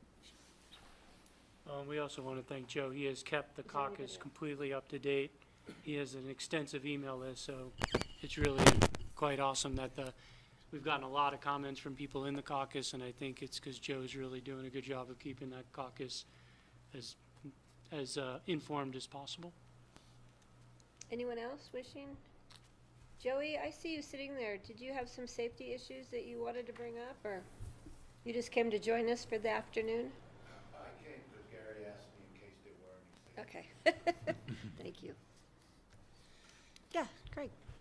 Yeah, coming onto this just in the last year, what I want to understand a little bit more about the provenance of the whole project. Originally, it seemed like it was really a safety issue, right? It's with the schools, concern about students in the schools, and I know there were lawsuits and all this. It kind of got shut down for 10 years. Yet we never did anything regarding traffic calming, school zone, speed limits, speed bumps. I don't think anything ever really happened until fairly recently. That's my understanding of it.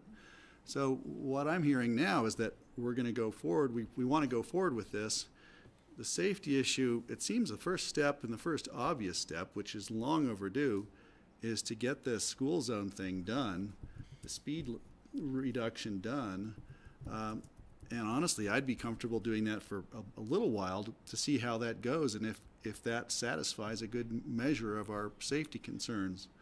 When we're looking at $130 per square foot for shotcrete, it would be beautiful to face that entire hillside, but that's got to be, gosh, that's many, many millions of dollars to do that, is my impression. And the cost of all of the other things we've done, which was initiated originally for safety and now is becoming an aesthetic issue, I understand that, is we're looking at $4 million roughly to do this, not counting the rockfall mitigation and the shotcrete. So it seems like we can solve the safety problem or a good measure of it for very low money. Since we don't have funds for capital improvement, maybe we start with that and we do it right away. I'm completely in favor of that. And then it would give us maybe some breathing room going forward regarding the rest of it. That's how I feel. I'd be more comfortable knowing that we're addressing the immediate problem before we go in for the big fix. I want to just tag on to that real quick. What are the bicycle speeds coming down that road? I mean, they must be flying. Well, that's where the speed tables help. I mean, the reality is when we do, the provenance is really to go out and get public comments on this entire piece. And what we found was that people wanted more than just a simple solution. And so at least that's what the public is saying, is just doing the small amount of safety improvements is great and should have happened a long time ago. It didn't, so we just got to make it happen.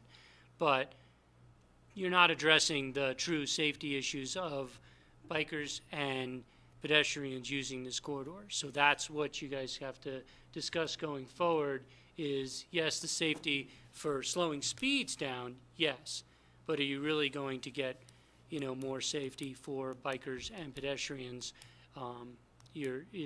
And that is where the public process came out, was to do something more to do that. And there's pretty strong support from the public to do it. And so that's the provenance of where we came. You guys tasked us with going out and getting public comment and looking at this planning in this corridor again. And even staff was relatively surprised to see where it came out. That's why you do public process, and then, obviously, coming up with a better design to reduce that cost, not that it's $4 million. Let's see where we can get to. And then, I think you have support to at least look at that before you make that final budget decision. And enforcement, is that kind of a dual enforcement in that stretch, both sheriff and city? Where's the city line? Joey's. Hi, Joe DeSalvo, Pickton County Sheriff. I think the city line is right at the hospital entrance, So, or close to the hospital yeah, entrance. but we kind of have both entities that can be in that neighborhood. So the project in total is about plus or minus 3,500 feet, and it crosses the city line. That's probably a couple hundred feet up above where the hospital entrance is. Speed limits are great as long as people abide by the speed limits. So, we have an issue with that in any community, anywhere. It's right around here, the city-county line. If you look right around this got property line, about 25 to 30% of this project area is in the city, and the rest is in the county. George, you had, and then Rachel. Rachel, did you have? Yeah, a couple of things. Back to for Greg's comments.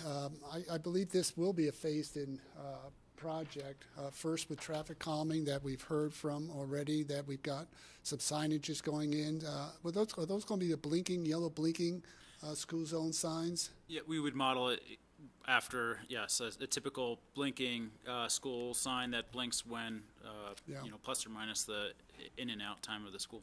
And then if we want to do a reduced speed, how does that happen, the process? Is that direction by the BOCC? Does the sheriff get involved with that? What's the process when we start to look at changing speeds on certainly our roads? There's two ways generally that we change speeds. It's either at my direction, working with Road and Bridge after doing some sort of speed analysis and traffic study, or it's by political will. And so the Board of County Commissioners can direct staff to change the speed limit. Yeah, I would suggest we just use political will and get it done. So what would it be? What's the school zone, 20? Typically, we sign those areas for 15. 15. Yeah. Then, but those, just to be clear about that, typically that's a variable speed limit. And so the speed limit is at the times of when the light is blinking. So the light is on at the times where that speed is reduced to the 15 miles an hour. When school's in. I thought certain school zones, there's always a reduced speed, whether it's blinking or not. We can take a look at it. It seems like you want to just have a reduced speed, because otherwise it's going to be very confusing. If you want to try to educate the public, get them used to that you're coming into a school zone area, you need to reduce speed. It shouldn't be aligned just with a blinking light. It should be the standard. So are we looking at a 15 mile per hour or 20? The board can direct what speed you would feel is necessary. If we were doing basically a timed speed reduction, I would recommend 15 miles an hour. If we were doing it in a general course for that 3,000 plus feet of roadway, I'd probably go a bit higher to 20 miles an hour. I'm just thinking that when the music festival is in session, the school, it isn't your regular school hours, right? They're going to be going to and fro most of the day. So I think we just do a flat reduction. Maybe a flat reduction to start. 20 miles per hour, and let's see. We can always come back and modify politically. Yeah, we're just kind of mixing and matching here. It seems that there's the general roadway speed from leaving the roundabout going up, and then there is the potential of a school zone. And the school zone signs for the school zone could say 15, even if the overall road has been reduced to 20 or 25. And so that's because I think it's 35 now. I could be wrong. It's 30. And the school zone signs are when school is in session. Yeah, or the yellow lights are, but you still have, I think the reminder that says it's a school zone, at least for me, I always think, oh, there could be somebody here for some other activity or something. But I think that will take a further discussion, kind of looking at the road as a whole. Yeah, I'm just trying to get us if we want to act quickly. Yeah, I want us to maybe act you could quickly. Just bring us back a memo or something like that. Yeah. And that's, Gary and I were just talking about, that's something that we can bring back via memo with a design that I can work with a traffic engineer that sets up some school zones and see what our options are. But I think we've got a decent amount of comment from the board too to kind of gauge where you are all are at for the issue of the school zone. Let George finish. Yeah, please. Again, for Greg and the public, we've got a partner with the city, Open Space and Trails, so we're splitting the costs on this. So it's great to have that partnership. 50-50? Well, we're going to see final designs before anybody makes commitments. And when Gary put up the when you put up that slide with the usage between the motorists and the bicyclists, and you had your experience and your novice numbers, those novice numbers are going to rise exponentially with the advent of e-bikes, and we're going to see really a surge, I think, of people who. To this point, perhaps going up Castle Creek might be a little too difficult for novices, but with the e-bikes, we're going to see that number grow substantially. So there's going to be more bicyclists on Castle Creek. It's hard to believe, but there will be more.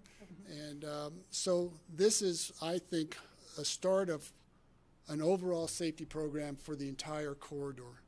Mm-hmm. Well, and you're right, George. The novice, what we did notice there was, in that week when they watched the video, they did include the e-bikes. The e-bikes are already using it. Right. They did include the e-bikes in the novice because they were you could definitely tell the difference in cycling skill between those two. Yeah, that even though they passed the school. Just off as a sidebar, that might be interesting as I know Open Space is working with other municipalities on coming up with a policy for e-bikes. Speed is one thing because depending on the type of depending on the type of e-bike that's allowed, some are more restrictive in terms of the capability of going faster than others. Rachel, and then Steve? Again, I like how Greg outlined where he thinks we're going and expediting the safety improvements that we can make now clearly, as forefront. I think that if we hadn't gone through this process to identify those and to have some public will behind those, it might be more tricky, but I think the mandate is there. The other is that, this project has been considered for a very long time. I recall it literally from the city council table, which would have been 11 years ago, from the city side about the safety of the students from both sides, and there's just always been those concerns.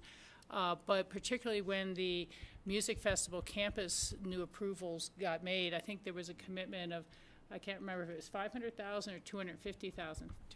$250,000 towards the price of this trail, and so they've been, ready.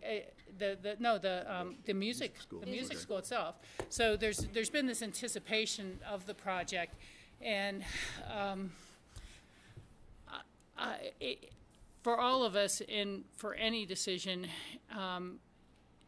you have to weigh the cost of the potential of loss of human life. And, what is a $3 million project to an accident where you lose 2 people? Nothing. It's nothing. So it's not that I want to do an expensive project, and as Georgia said, I believe it would be phased appropriately.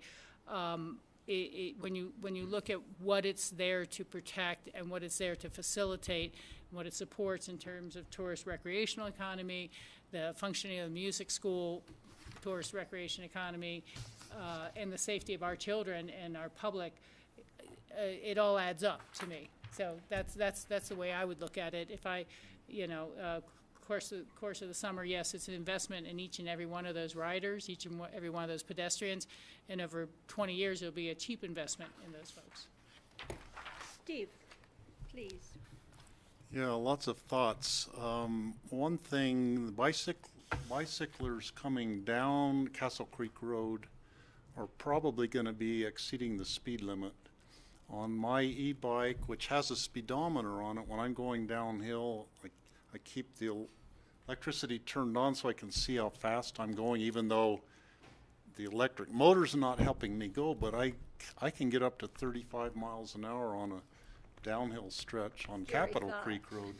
So if we have a speed limit of 20 miles an hour, you're going to have road bicyclists probably going 25 and 30 miles an hour or more. Joe's saying more. Now my e-bike is real heavy and 50 miles an hour. 50 miles an hour? So that's just one thing to consider. Well, and that's the speed tables are going to be critically important because the bikes, you know, I ride down Cemetery Lane a lot, and speed tables slow me down going down Cemetery Lane. When the speed tables end, that's when you all of a sudden can pick up some pretty significant speed. So that's definitely, we're not going to try to have a little slip lane on those speed tables for bicycles. Yeah. So I read Joe Wells' letters carefully where he was talking about the numbers, thinking that, you know, if we do a bike trail, it's not going to substantially increase the number of students going to either the music school campus or the Country Day campus. I think it probably will because a lot of people want to do the physical activity to stay healthy and to get out of cars and using alternative forms of transportation. I used to go 3 miles, when I was in the 7th grade, I had 3 miles to go to school, and sometimes I walked and sometimes I rode my bike. My parents never drove me those 3 miles, so you know, we took pride in that. We got ourselves to school, and I think having a path there's going to be a lot of students going, getting themselves to school. And I've also carried a string bass on my back, and I've never ridden a bicycle with it, but I have seen other of my friends with big instruments on their backs riding their bicycles around town in Glenwood Springs and different places. So students, music students will carry their instruments on their back to go on a bicycle.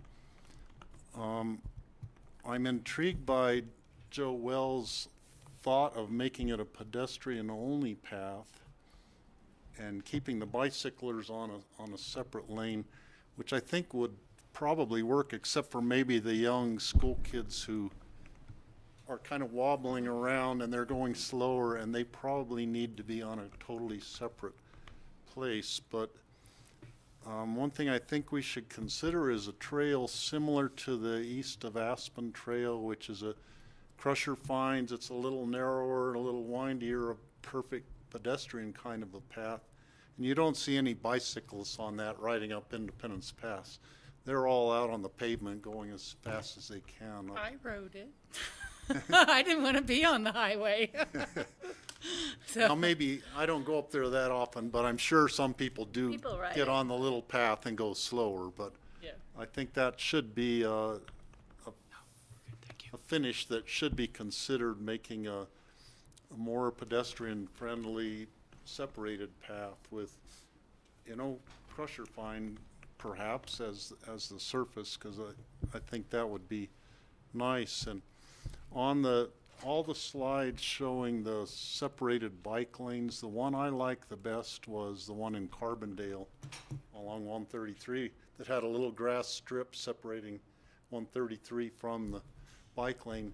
If a bicyclist was coming down there and had to bail out, they just have a little grass strip and they could be off of the highway and over onto the separate lane there, and it looks attractive and natural, and establishes a kind of a barrier that just a grass barrier, a car could easily get out of control and go over there, but it's not putting a Jersey barrier or something that a bicyclist is going to get injured because they have no way to bail out in an emergency situation. Okay, so when I'm kind of hearing the board directing, come back with the modification more in line with what City Council was asking. And then it does say in here that it's going to come back again for final approval. is it gonna come back individually to each of the 4 boards for final approval? Because, you know, we do meet jointly with the city, and maybe we can tie that in if you would like. One of the quarterly meetings or something. We've been doing it as joint meetings between the Open Space Board, so a joint meeting between the City Council and BOCC would be a really good time to try not to, you know, because we did go to the City Council, and the City Council was very supportive of moving forward with this, and, you know, gave us some design considerations just like you guys did. And so I think trying to schedule a joint meeting when this comes back, because we're looking at this, you know, let's bring it back, and then it's a budget item that you all need to really discuss pretty intently, and so that would be a good time. Because when we're trying a new approach to joint meetings with the city, and I'll be meeting with John Peacock, Steve Barwick, and Steve Skadron. So we'll try and keep us cued in on that, so we can see if we can't work that out for you. That sounds great. That would be great. Okay. Any other questions or thoughts? Thank you so much. Thanks for coming. This is great. Gary, I can't believe we're Great back progress. here again at this. That's why you got it back on the board, right? Yeah, that's right. You want to see this one done. Thank you very much. Thank you. So we have about 10 minutes. Does the board, we have a break coming up in about 15, 20 minutes. Does the board want to? Oh, I see Well, Charlie's here. Charlie's here, so I think we should proceed with. Could do that and I then do just the want break. to see what the board's pleasure. Charlie, would you like to come up to the front table, please? And have a seat. So with our microphone system, it just has to be pointed at you. Just pointed at me, huh? And if you, let's wait till staff gets. It's nice Okay, to we're see. continuing our meeting, guys, so please take it out into the hallway. Does that work? And if you would just give your name for the public, since we are on Grassroots Television. So just announce your name, and we will go ahead and move forward. Okay. I'm Charlie Podolak, and I've applied for a position on the County Board of Adjustments. So does the board, first of all, we would like to thank you for applying. We really appreciate it when members of the public come forward. We have a whole gamut of appointed commissions and councils and boards, so we really appreciate the fact that people want to be involved with county issues, so thank you for that. You're I'm going to see if there's members of the board who, Yeah, thanks, Charlie, for applying. We have lots of different boards and commissions here. I don't know whether you've served on one with the county in the past, but if not, why are you looking at this one in particular? Well, actually, I have not applied or not served on any county boards. I've served on some real estate committees and boards and so on. But actually, I was talking with Rick Head the other day, who was on the Board of Adjustments, and told me there was a position available. And I said, well, you know, might be time to, you know, take a look and see if they have any interest in having me involved, and take a look and see if I could get involved myself and be of some help. yeah, Rachel? Yeah, appreciate you applying as well. And my duty is to always ask tough questions up here and give you a chance to answer them.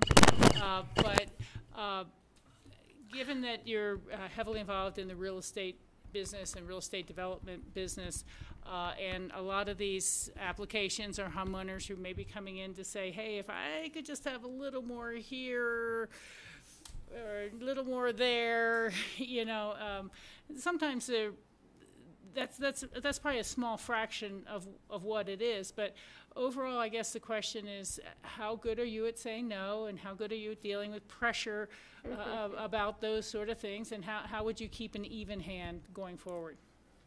Well, I don't, excuse me, to be honest with you, in all the years I've been involved in the real estate business, I don't know that I've had that many buyers or people come to me with those concerns. It usually ends up going through an architect or a land planner or somebody like that. I mean, my situation would be, you look at the code, you look at the neighborhood, you see what they're asking for and why they're asking for it, and whether it's something that they would need to have to make it function, or whether it's just something that they would like to make it more grandiose, then you would say no. But I think the biggest thing is you look at the code, you look at the neighborhood, you see how it affects the neighbors, you see how it affects the neighborhood, and make a decision on an individual basis. That's a great answer. Thank you. Good job. Steve, do you have any questions for Charlie? Well, I think kind of along the same lines, it's not so much a question, but I feel like with your profession in the real estate business would actually give you an insight that would be valuable for the Board of Adjustment, that you really understand all the issues about, the private property rights and the property values and the concerns of the neighbors, and all those things come into play on these situations. So it gives you a pretty good, handle on what's going on. Where you are, and there might be times you would have a conflict of interest and would have to recuse yourself. Then you have to recuse yourself if that's the situation, because I don't want to get into conflict of interest. Well, I'm going to ask you a very sensitive question. Yeah, do you think you could get along sitting on a board with Rick Head for the meeting?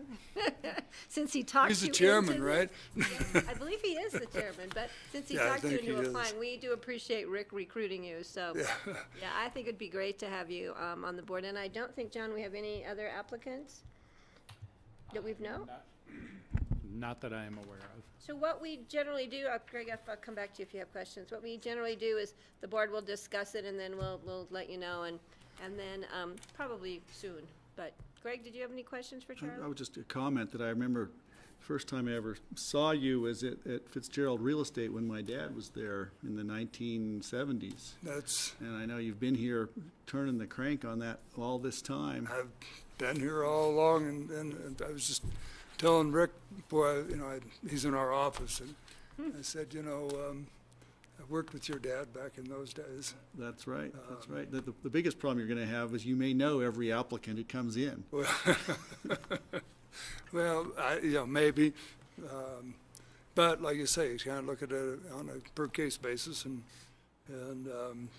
see how it fits into the neighborhood and the zoning as a whole. Great. Well, thank you. Appreciate you being here. Thank you. And they will do, if appointed by the board, they'll give you some background stuff on conflicts and issues that might, need for you. But just because you know somebody who's coming before you doesn't mean you have to step out of the room. So, right. Then none of us would be here. None of us would be here. It might have more to be with a piece of property you recently sold, or a part of the contract with a vacant land, or things like that, redevelopment, that you did have some sort of attachment to. Right. Do you have any questions for us? Not really. I guess in the event that I'm approved, I will be notified at some point and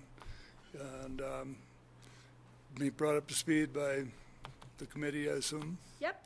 And who the staff is it Joanna Schaffner? Who's? Oh, I'm trying to. I'm on a different issue. Sorry. Joanna. And she was looking at Cindy in the background. She'll get it. She's the staff person who manages. Yeah. So she'll get in touch with you and if you answer any questions and give you some background information. Okay. Yeah, that'd be great. It's really nice to see you. Thank you again. Nice to see you all. Yeah, thanks Charlie. for applying. Thank you Appreciate for taking the time. All right. All right, we are moving to future agendas. All right, thank you, Patty. Have a couple items for you.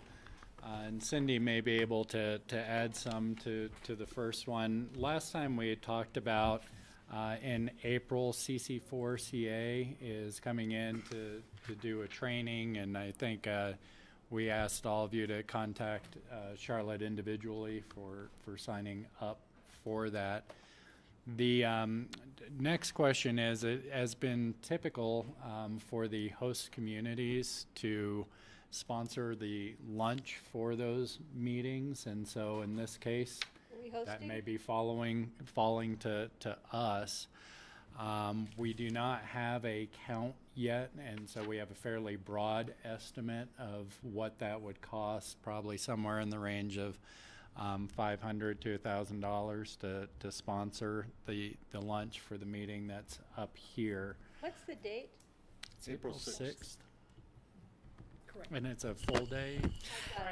April 6th, and I think we start around 10:30 with our steering committee, and I want to say right around noon, starting in some of the other issues, but I think it goes till about It's scheduled for 12:30 for lunch, and would be like a working lunch. And 4 o'clock, there'd be a tour. We just got confirmation, a tour of the distillery in Carbondale, the Woody Creek Distillery, because of their energy savings. Marble Distillery, because of their energy savings that they had through a core project. So there's a lot on the table that day, but I think it starts at 10:30. And it's in Carbondale? In Carbondale at the 3rd Street Center.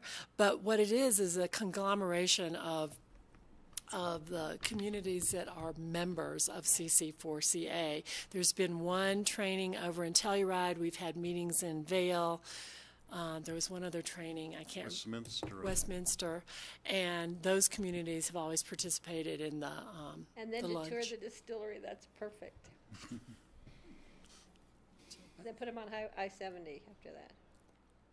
We requested that the meeting be in the Roaring Fork Valley, if you recall, because of the need. Some folks thought we should be in the Eagle Valley, but we convinced everyone that we could get a bigger crowd over here. I think that's great. George, did you? What's the training really? What is the training? It's more of how to be effective with the legislature. And that training is unlike the training with the Colorado Compact for Communities, which is more of the nuts and bolts on how to have climate action changes in your actual organization to make a difference, whereas this is more on the legislative side, how to make a change. Oh, that'd be great. Also, we're hoping to get as many elected officials from the different entities. So in the Roaring Fork Valley would be Pickens County and Eagle County are members. Town of Basalt and Aspen are members. Carbondale is going to have a presentation. Before then, they might become members by that point, but right now they're not. But we anticipate that there will be both elected officials and staff from all of those entities attending for the training, and we hope to get as many elected officials there as possible. So if all of us were there at the meeting would be good. That would be our goal. And Garfield County is coming? We hope. We think so. That'd be great. So if the board is open to that, we'd probably use funding from your discretionary funds. This isn't something that we had anticipated. If this becomes a regular practice as part of our membership, we'll budget for that in the future. Yeah, I think that's fine. I'd be more than happy to. Yeah, I just have one other question. I could have missed it earlier, but is CORE participating as well?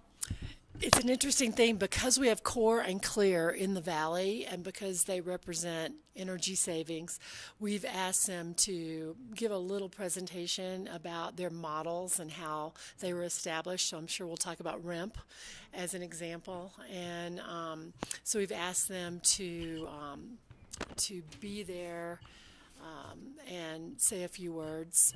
But they are not members of CC4CA. Thus far, the only membership in CC4CA are the actual jurisdictions, governmental jurisdictions, not nonprofits.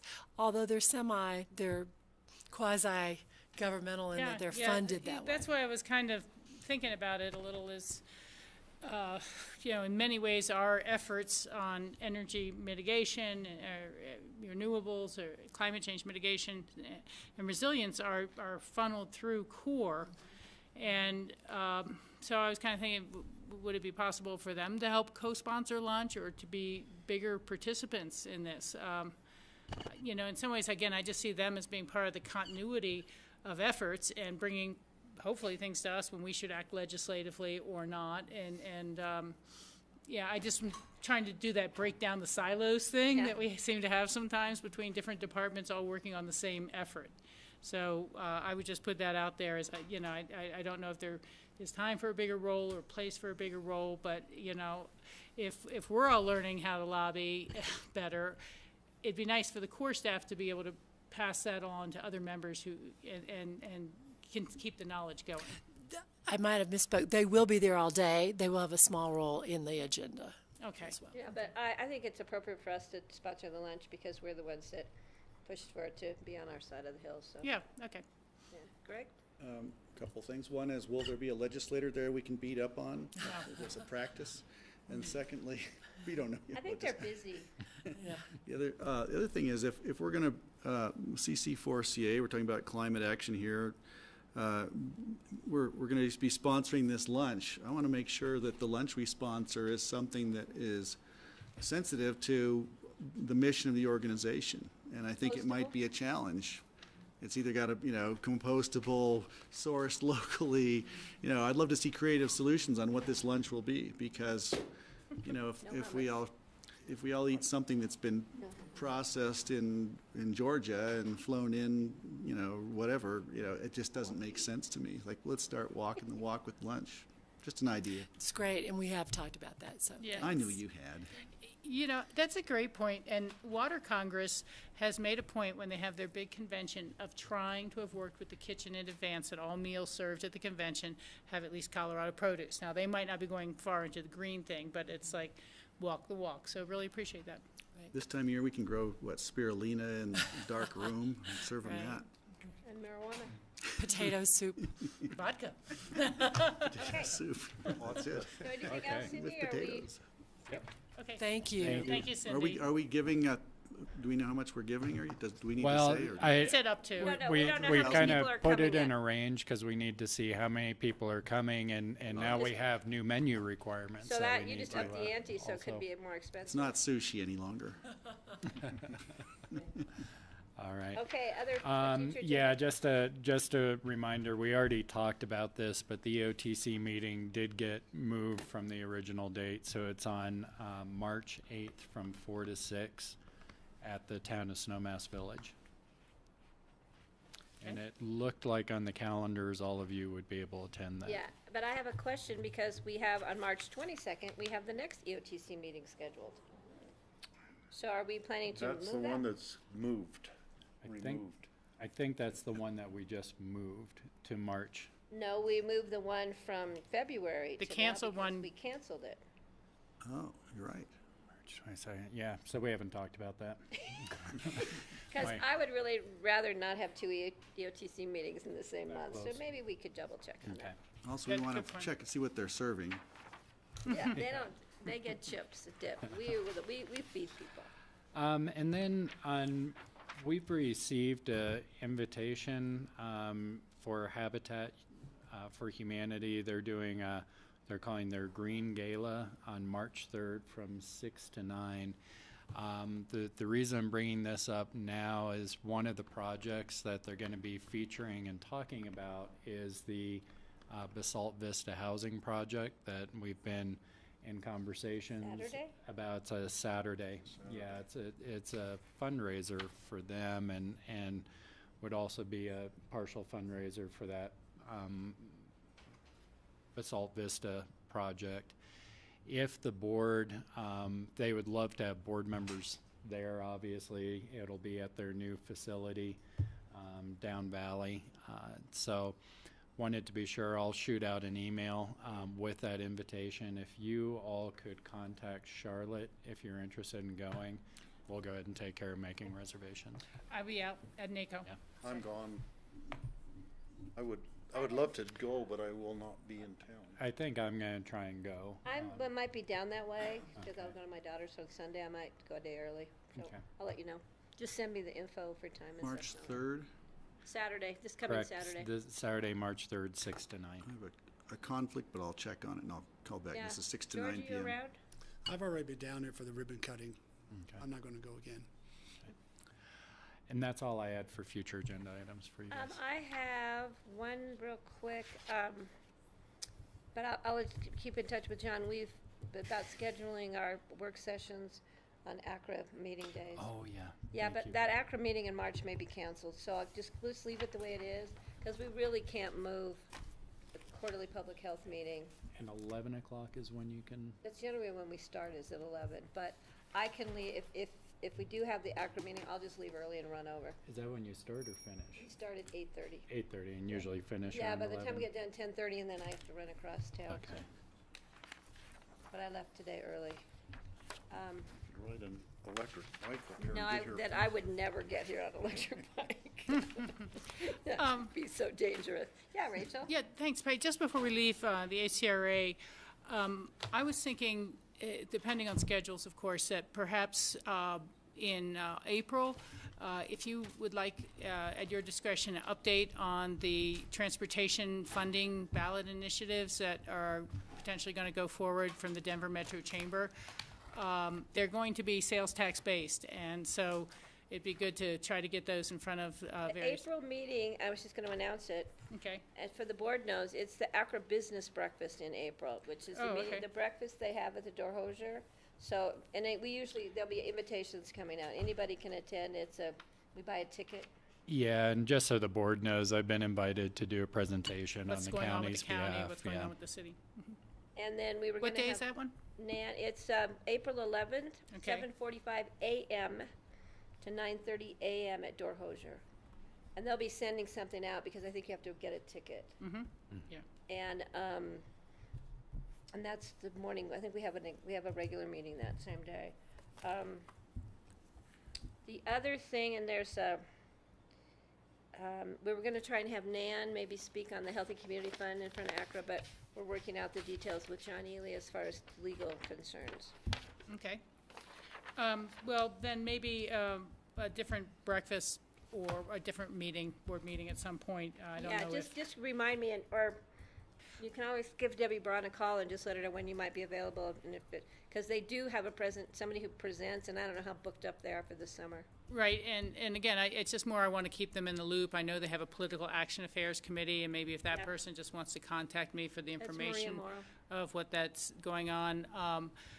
Just briefly now, to finish it up without speaking further, it's my understanding that the Coloradans for Colorado Transportation Coalition main organizer and focus is the Denver Metro Chamber, but it's a very large coalition.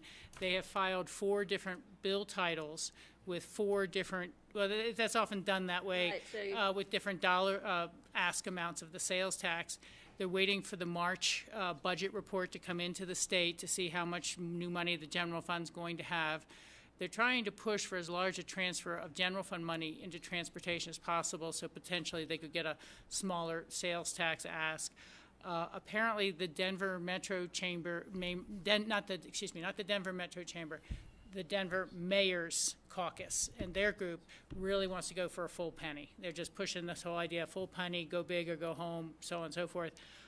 We saw the presentation at Club 20 last week, and I was clear to speak up for resort communities that starts to get really pretty tough, and that Snow mass will go through the roof. yeah, at that 0.63 they were thinking about last year, might be more reasonable, but or have some more acceptance across the states. But I don't know what it's going to be, so they filed the titles everywhere, thing from 0.5 to full cent to again this kind of 0.63, and are just going to wait to see where the where the state fiscal situation is in March. Okay, that's all. Any other future agenda issues for anybody? Greg, I will let you know when John and I schedule our next meeting. We didn't schedule one. Meeting Fridays We'll usually? talk about it. Yeah. Yeah. We'll figure It's it out. always a mystery every week. Keep it that way. Keep it that way. So do we want to take a break now? Is there anybody up for that? Or we can do some open discussion, board open discussion, get out earlier, If we want to. 15 minutes. It is, we are prepared to go either way. Sounds good to me, George. So, We could do our building updates too, since we have staff yeah, here. so we have the building updates are the first one. We Should we go with do that? not, are we waiting for Gabe or no? Yeah, he was supposed to be. Okay, we can go on We open could discussion. switch and bring Kara up on legislative items. We can bring Kara up. I'm flexible. Kara, come on up. We'll continue our transportation discussion.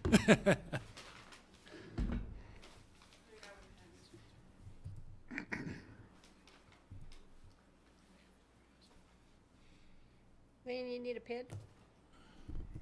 Well, if you don't make any comments, then. I don't need a pen, so. I have a feeling you might need a pen.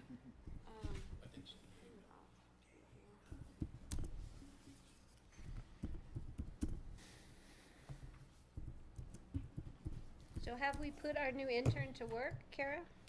Working on it, yes. Oh, cool. Okay, yeah. Thank you. I think John's actually. Oh, he's.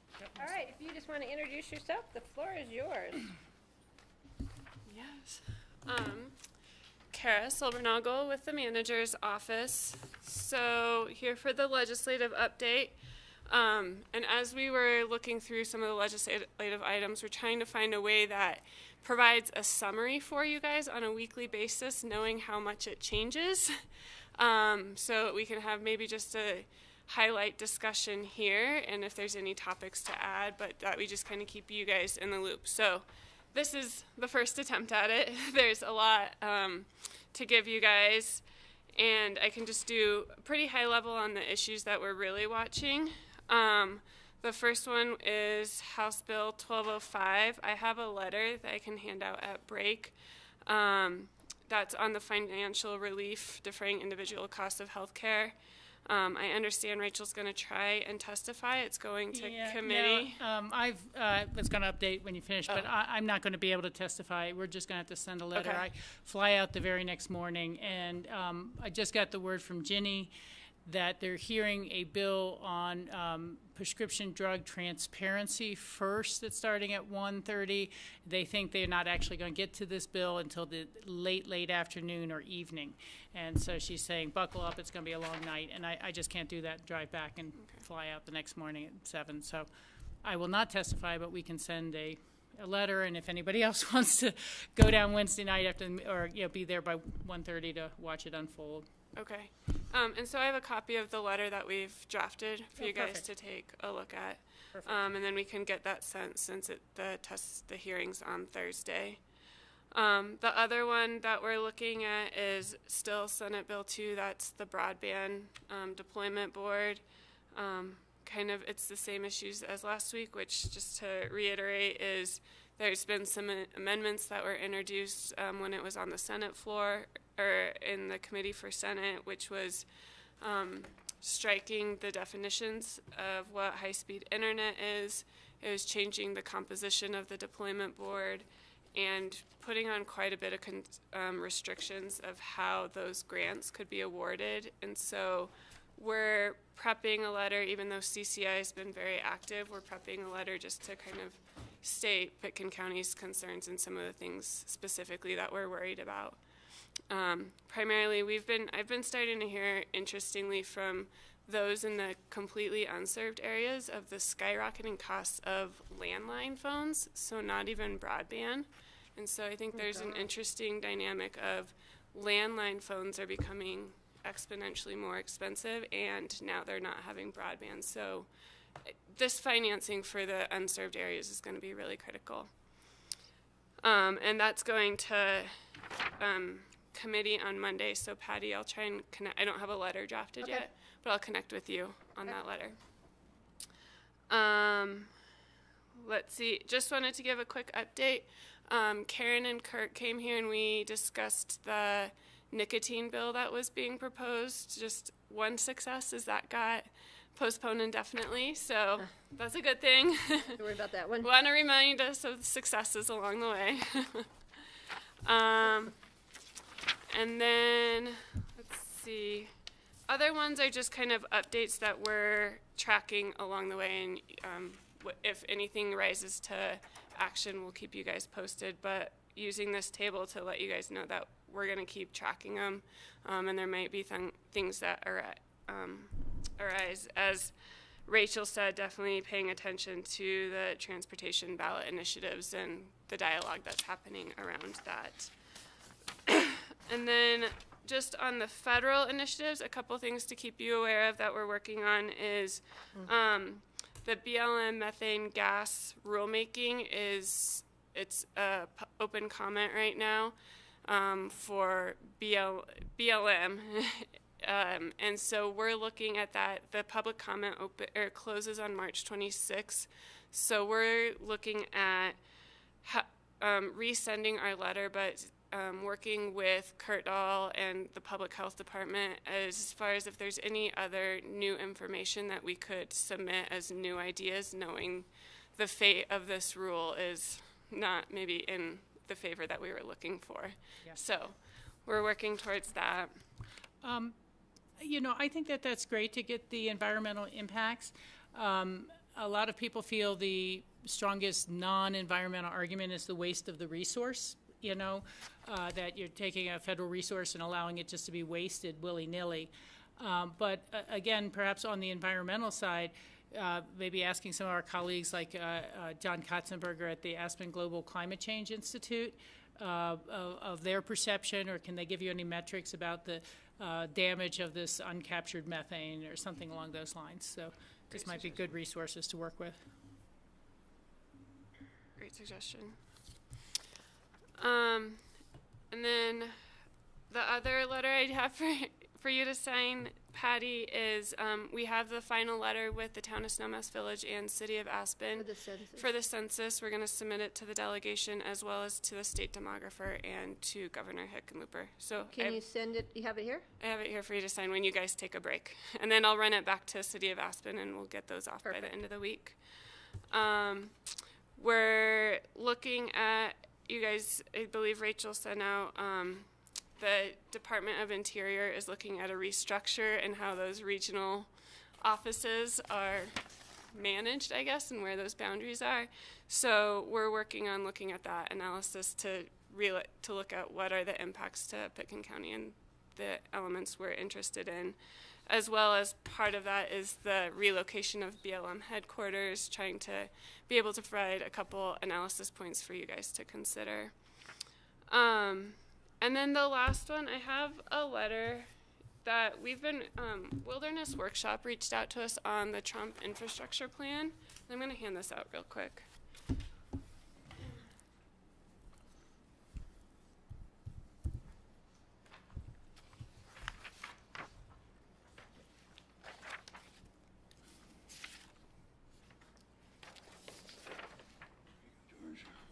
So this is one where working with partners is fantastic because it's a letter that they drafted.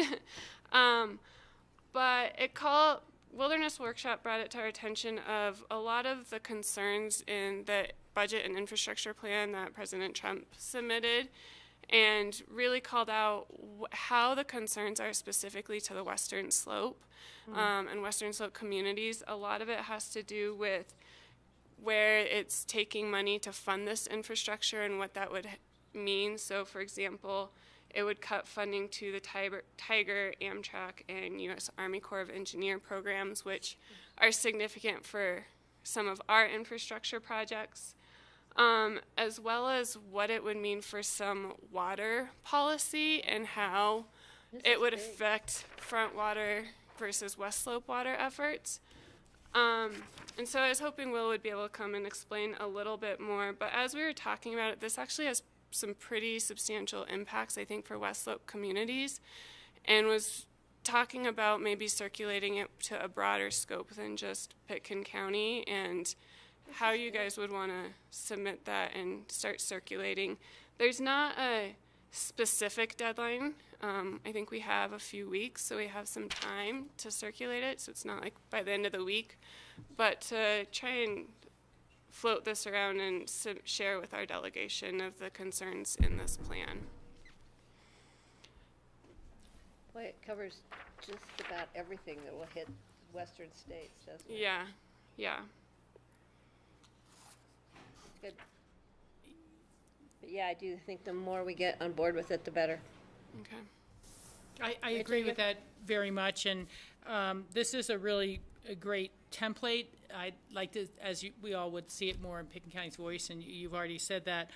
I think it'd probably be good to try to nail down a few of the other concerns that may be coming through NACO and others with this sort of thing. I mean, obviously one of the biggest is that the new tax bill took away a lot of the potential local match funding opportunities.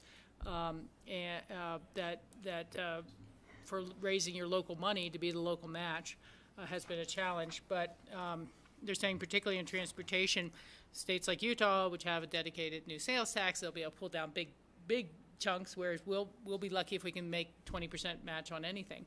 And we don't have the multi-year funding the way they do. But I was just thinking that there may be some more practical aspects from NACO as opposed to this kind of pure environmental, as much as that's a very important component to me, and we could break it into those sections in a way. Any other comments? Yeah. Only that I just got a text, one of those resist bot texts that says that net neutrality only needs another vote, one more vote to pass the Senate. Oh. And one of our senators could be the last vote. There's a texting automated thing that makes it very easy to weigh in, but if anybody has the mind to write a letter, now would be the time to do it. Does that say the date? This came today, but it didn't give me the date of the actual. Okay. I'll bring it up right now and see what pops up. I thought that already passed. So a letter to Gardner. It's been through the committee level and then going back to the Congress. Okay. Steve, you have comments? I have one other item that's going through U.S. Congress. Would we be ready for that right now? Mm-hmm. This was brought by Janine Barth, our Veterans Service Officer, and there's a bill called H.R. 4457, Veterans Empowerment Act. It was introduced by Keith Lamborn from Colorado Springs in the U.S. Congress. The Veterans of Foreign Wars has stated that the bill would dismantle the VA healthcare system, require veterans to pay for care they need to recuperate from military injuries and illnesses, and reduce VA's role to an insurance program for veterans. So all the veterans at the Coffee and Donuts today, when we were talking about this, were pretty much horrified by the way it sounds, and I think we should have it on our radar. I could make a copy of this, or maybe Janine had an electronic version. I'll see if I can get that I'll get it sent from her. to you. Okay. Yeah. Perfect. Also, I got a text last night from the CCAT lobbying team that House Bill 1125, which were a new form of tax credits for producing affordable housing, was killed. So we don't have to write a letter on that one. But this makes the documentation fee was killed, the potential of lodging taxes was killed, and a new form of tax credit for donations to nonprofits and so on to create housing. The one that is still live, and we've also been testifying on, is likely to pass, is just a renewal of the low-income tax credits that CHAFA already has funding for. So that one seems, to have everyone behind it, but I just wanted to update on that other one. Anything else we can throw her way? She's just into this mode of letter writing. Yes. Last minute letter writing. Yes. No? Anything else you have for us? No, that is everything. Okay, thank you. And, the letter.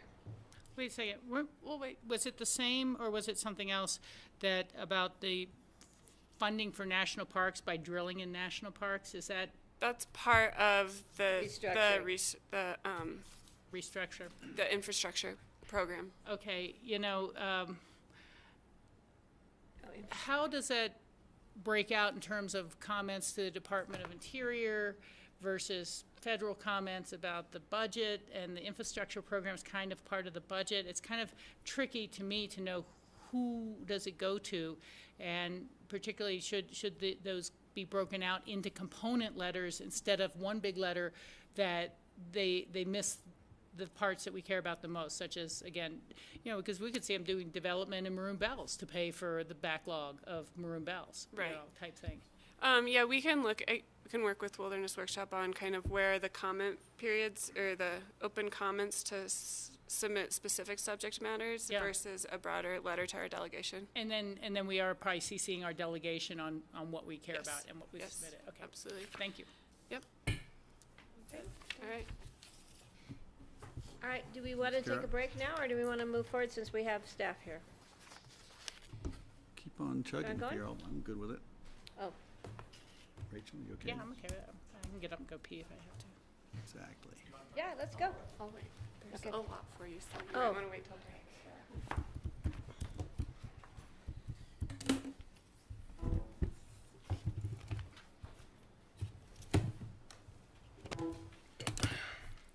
together. I like you, Chandler. So yeah, but not that much. Not that much. Gotcha. Board of Commissioners, thank you. I know you've had a long day, and I believe we're your last item on the agenda, so we won't hold you up much here. But it's always a great opportunity to get in front of you and bring you up to speed on kind of where things are at. So we're going to tag team it.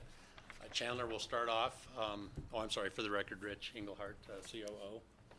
Gabe Muthing, Aspen Ambulance District Director. Chandler Diamond, Integrated Construction Solutions. Red lights on. They're on. Kind of They are. point the top towards you a little bit more. There you go. Yeah, no, Speak up. Aren't you guys done yet? So what we're going to do is tag team. We'll start with the project right next door to us, and then we'll move into the ambulance project and update you on there. And we do have kind of one discussion point with the regarding Vets Park that we want to show you that we just had that discussion today. So sorry, not to try to blindside you at all, but we do need to have that discussion with you. So with that, I'll turn it over to Chandler. So this is the project update on the administration and sheriff's office. Currently, project is still on schedule, doing well on that. We have basically on the plaza building, all the major exterior work is complete. So they're finishing up just a little bit of trim out on the roof right now, but for the most part, all of that is complete. The mechanical units on the roof have been set. Moving forward very well on that. On the interior, all floors have been painted with the first coat of paint as of right now, so it's been primed and painted. The ceiling grid is being installed on all floors. All the mechanical, electrical, plumbing rough-in is complete at this point. We're actually starting to do some tile installation in the bathrooms, showers, etc. For the addition, all the exterior framings is complete. You should see here probably by the end of next week the scaffolding coming down on the north side of the building out in the driveway, and the scaffolding coming down on the west side of the building, with all of the masonry work complete on those two sides.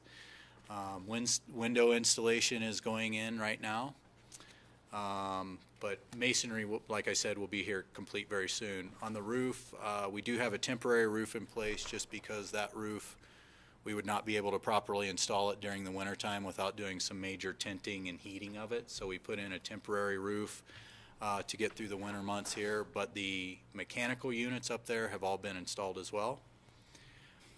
Interior, all of the framing is just about complete. There's just a few little tie-in pieces on all floors, and drywall is started on the first floor. They're actually starting to do some tape and finish on the first floor as well. As far as utilities go, out in the north driveway, that's where the major utility work was going on. The storm sewer work at this point in time is complete. The sanitary sewer is near completion. Basically, they're tying in the last about 8 feet of that today into the manhole that's out there. And we're getting ready to start next week the north driveway snowmelt installation for that. Some updates with some photos here. So this is the south elevation of the building. Windows have been installed on that south elevation. Basically, the last thing to do on this elevation right now is up at the top where you see that lift is installing the insulated metal panel. But just about all the work is complete on the south side of the building right now. You can see some peaks of the Veterans Park right there.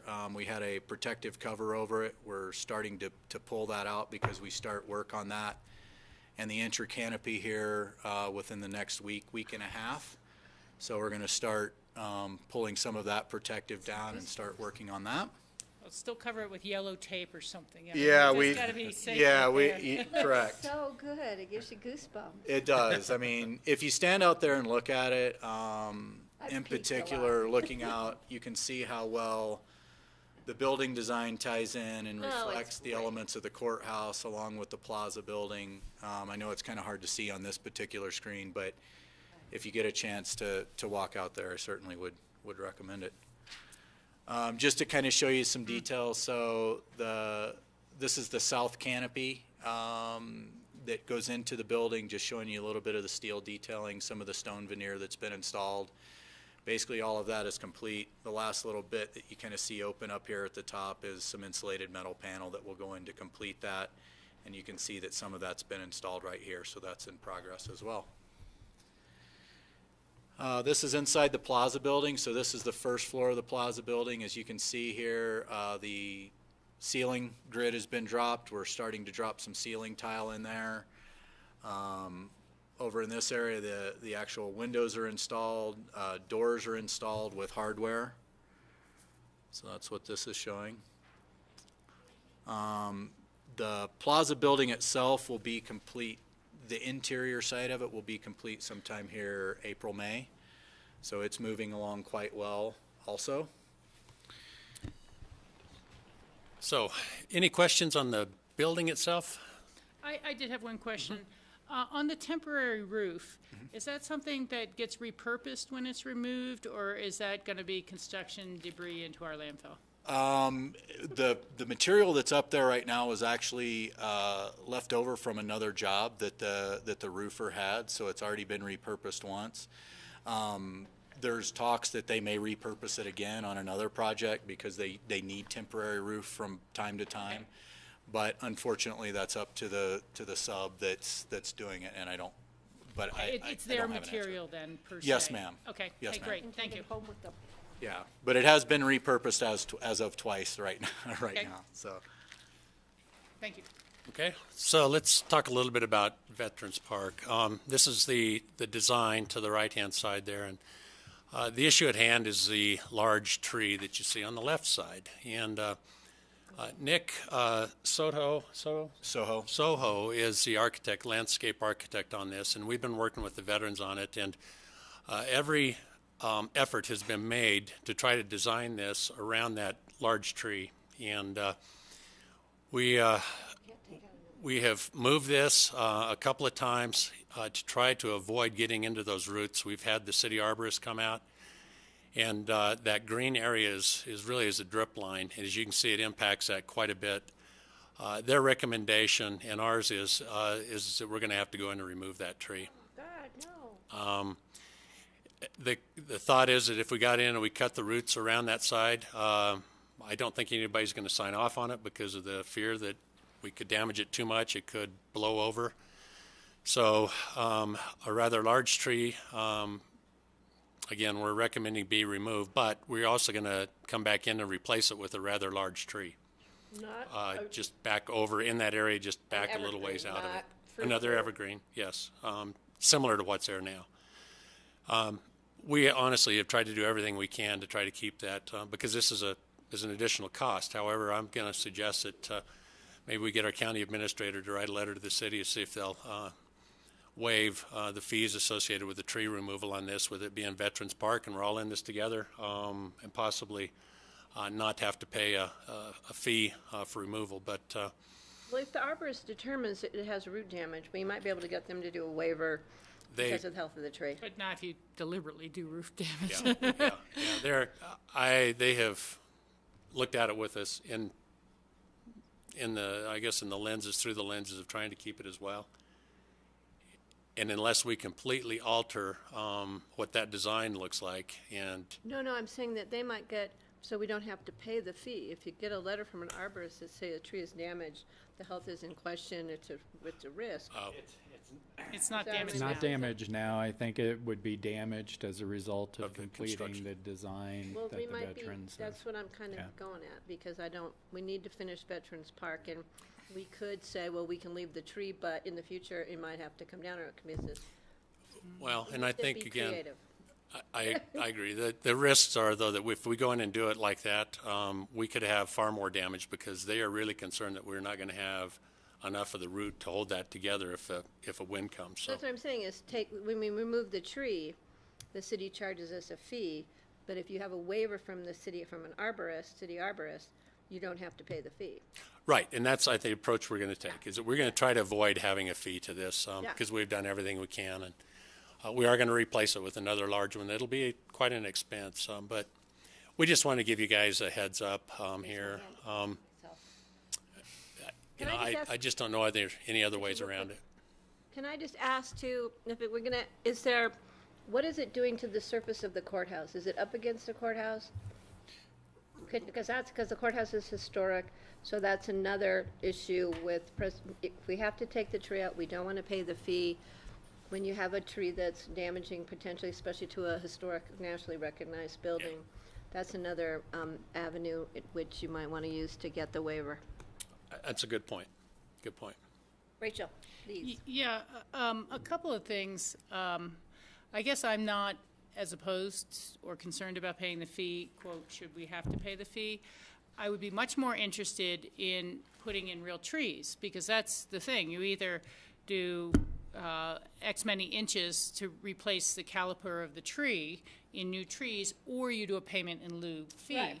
And I think that we could look at some of our open space parcels and some of our parks and some of these sort of trails where they might need some enhancement with some trees.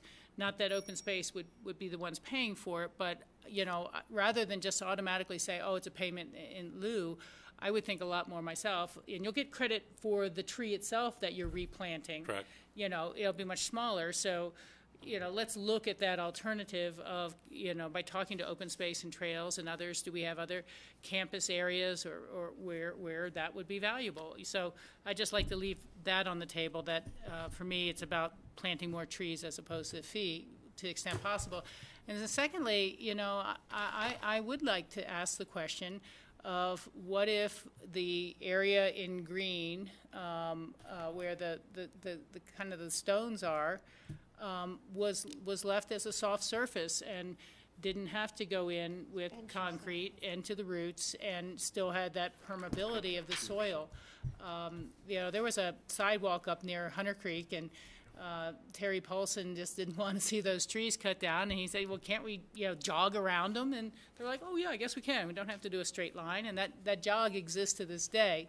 And, you know, it would just, I realize from an architectural or design point of view, having a perfect circle that's all across there, but if that whole section that really is the green across there was a soft surface, it wouldn't necessarily have to damage the roots. It could be some stepping stones or soft surface of some sort that's permeable, and not have to go in that part with the foundation. So it's just a question, but you know, then if there's a natural life cycle to the tree and it dies in 15 or 20 years, you could put in that other section, but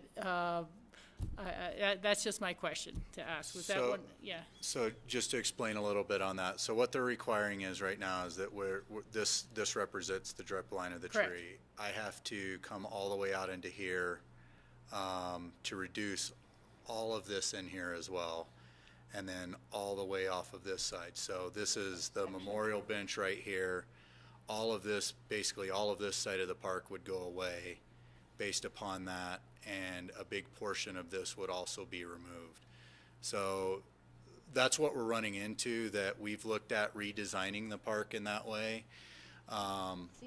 But due to the amount of seating that was required by the veterans, the seat count that they've requested, the importance of the memorial benches, et cetera, that's how we got to the decision that we made here. Okay. And have we communicated back to them that fulfilling this design will cost them the tree, and they will support us in that decision to remove the tree to complete the design? We wanted to present this to you first to talk through this, because we wanted to get your opinion on it before we had gone to them with any other choices on it. There's several trees there, correct? Mm-hmm. Correct.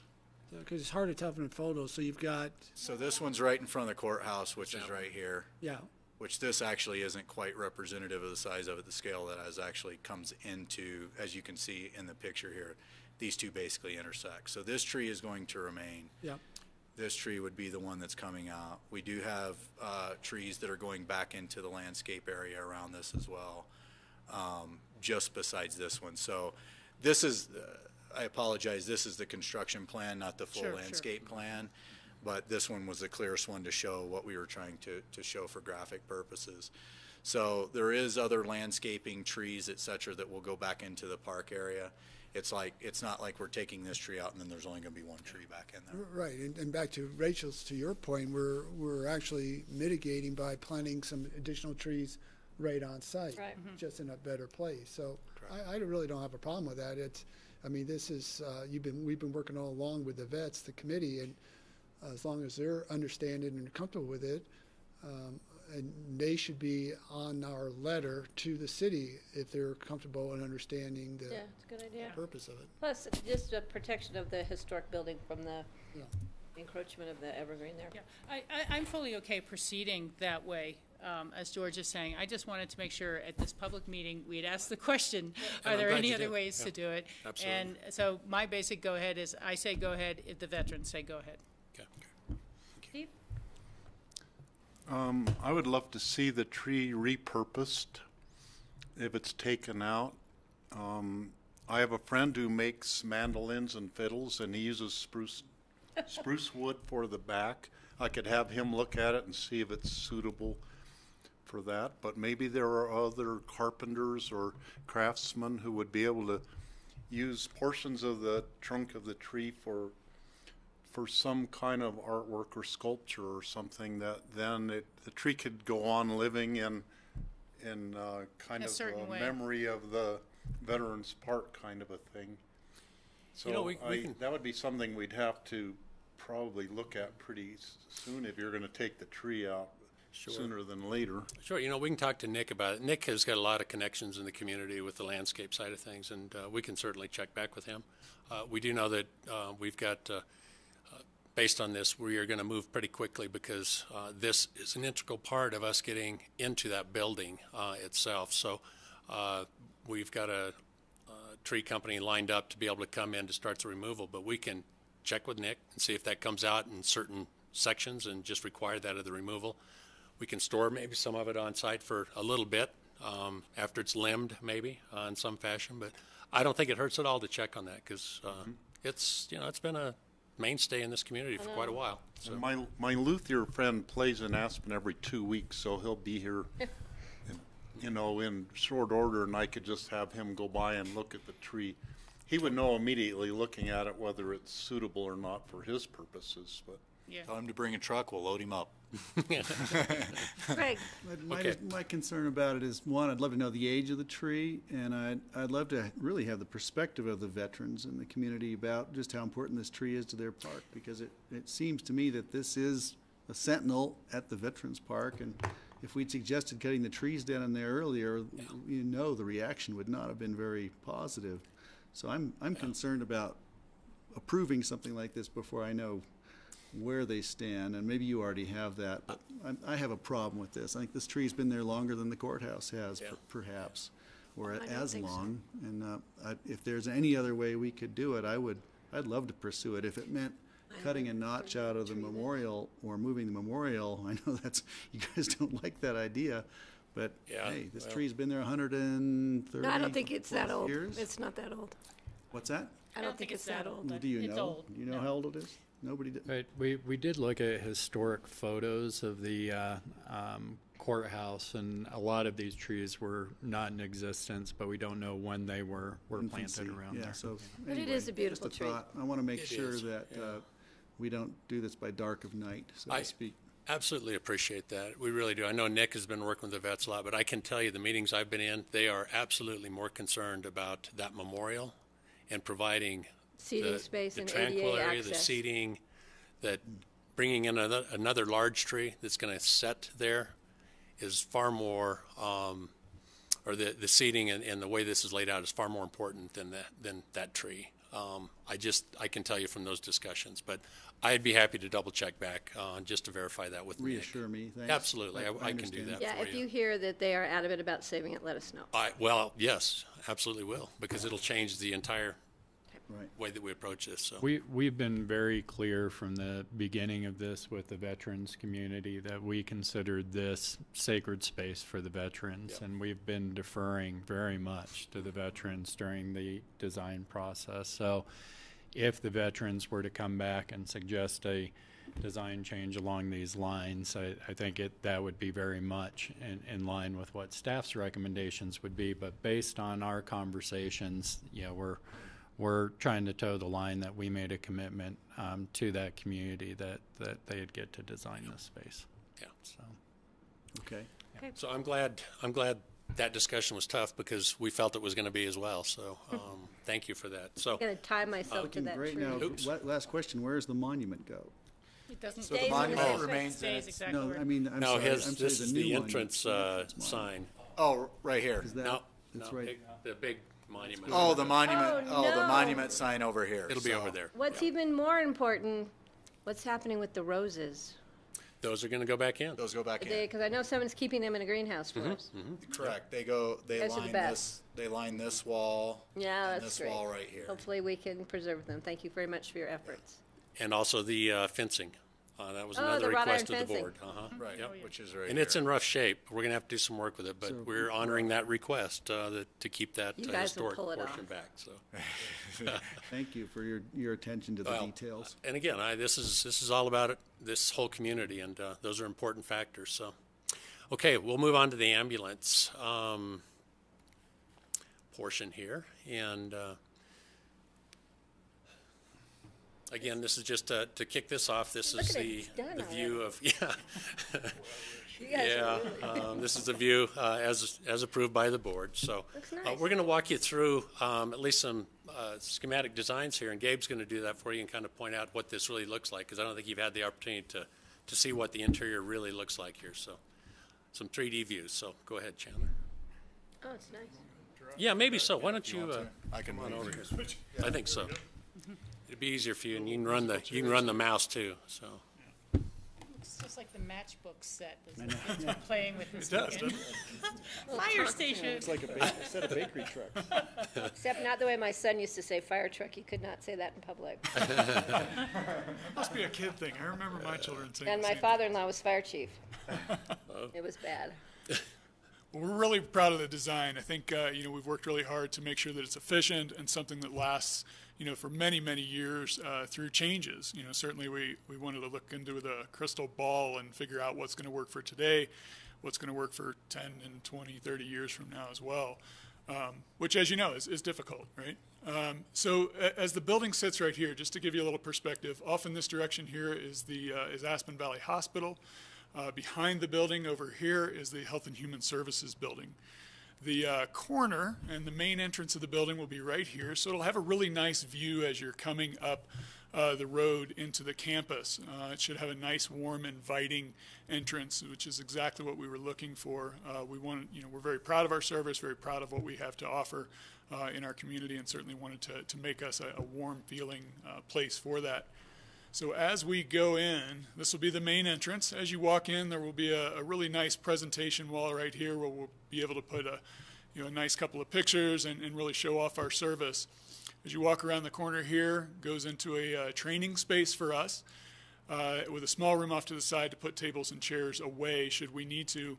The training area itself will house 30 students seated, which is perfect for us. Most of our normal classes, we have about 30 staff on any given year.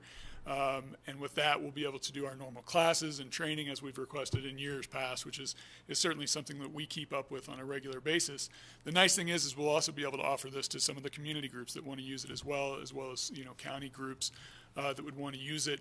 As I said, the tables and chairs can be easily rolled away into that side room and leave that as a nice open area, and we can just put chairs in there and get a few more people in there. In the back of the room will be this keeps dying on me here. In the back of the room here will be a small coffee bar. As you're probably well aware, most good meetings have lots of coffee to them, so certainly needed. Once you walk out of the room here, there will be a couple of bathrooms and an elevator. The nice thing about this layout is it really allows us to close off our operational spaces, both upstairs, which you'll see in a second, and then also our downstairs areas here. It'll allow us to close those off and still be able to give others access to that room without us having to watch them or constantly monitor their use of that room. The one thing I do want to point out that I'm actually really proud of is this wall right here. It's kind of hard to tell in the picture here, but this is actually glass through here, which is going to be just a really great way for us to showcase our operations. And so again, without having to monitor other folks coming in, it'll be a great way for us to show off our equipment without having to monitor others. Once you walk out into the bay space here, we'll have a space initially for some of our utility vehicles that we use, command vehicles, whatnot. And then a space over here for our 4 ambulances. The ambulances will have plenty of room, and as you're all well aware, we wanted enough space that they actually fit. And so they will do that this time with lots of room to spare, which is great for us. It'll certainly be much safer, and a wonderful space for the ambulances. As you notice, there's also space behind the ambulances as well, which we don't have currently, and that'll be a great amount of space for us to be able to stock the ambulances, move equipment in and out, things like that. So a really great way. Over here is a ready room. So this will be all of our equipment, and so as we go to restock our ambulances after calls, we'll be able to bring all of our equipment in here, restock it as needed with whatever equipment we need. Over here we have a locked medication room. As we've talked about before, one of the concerns for us is obviously we have lots of drugs, lots of medications and equipment that we need to keep locked up per guidelines, and that'll give us a nice locked room to be able to do so. Over in this direction is a fitness room, which will be great for our staff. Certainly, it'll hopefully keep our staff in shape. As you know, they're constantly working, constantly doing physical labor. The other nice thing about this is we're also going to work with the Sheriff's Department and allow the Sheriff's Department to use that space as well, which they were very excited about. I even called them today about equipment, and so we're working together on that. So I think that'll be a really nice shared space for us to use. Coming back here, we have a decontamination room. As you know, as we talked about before, that's really important for us to be able to wash biohazardous materials off of equipment that we use, as well as just cleaning our normal equipment. It's nice to have a space to do that where we don't have to worry about splash, and we can certainly clean it effectively. Any questions on the downstairs before I move on? Just right sizing, future proofing. You mentioned it. I'm thinking you've got space for 4 ambulances there. If we go to 5, that was one question. And also just the proximity of the decontamination room to the drug room. Mm-hmm. I'm sure it's all hermetically sealed and all that, but that's a concern. Absolutely. So in answer to your first question, so the space right here that we have for our command vehicles is large enough to put an ambulance in there should we need to. So theoretically, we could expand to 2 more ambulances without having to move out of the building. While our, it's nice to have our command vehicles inside because they do have equipment in them, we can kind of weatherproof those a little bit better than we do the ambulances. So in the event we were to ever expand and need to do it in the same place, we could certainly expand by 2 more ambulances without, with the blink of an eye. What we've talked about before is if we ever expand beyond 6, which I think you and I will both be gone before that happens, but if we ever need to expand beyond that, we probably needed to expand geographically as well, right, to look at different locations. As for your question for the decontamination room, absolutely, they're completely separate, and they will be sealed, completely. So we shouldn't have any leak, for lack of a better term, between the 2 spaces. Okay. All right. All right. So here is the second floor. Same orientation for you. As we come in, if you notice on the last one here, the stairwell that goes upstairs past the main entrance here is where we are. Whoops, other way. And as we come up the stairs, there'll be a nice waiting area, fairly small, but enough that you can sit outside and separate from our office spaces. So we will have some control over access into our office spaces. And as we talked about before, privacy is certainly a concern for us with patient information and whatnot. So we wanted to have that available to us. The space right here is just open to below. So nice open area, and you'll see in a couple of pictures later what that looks like.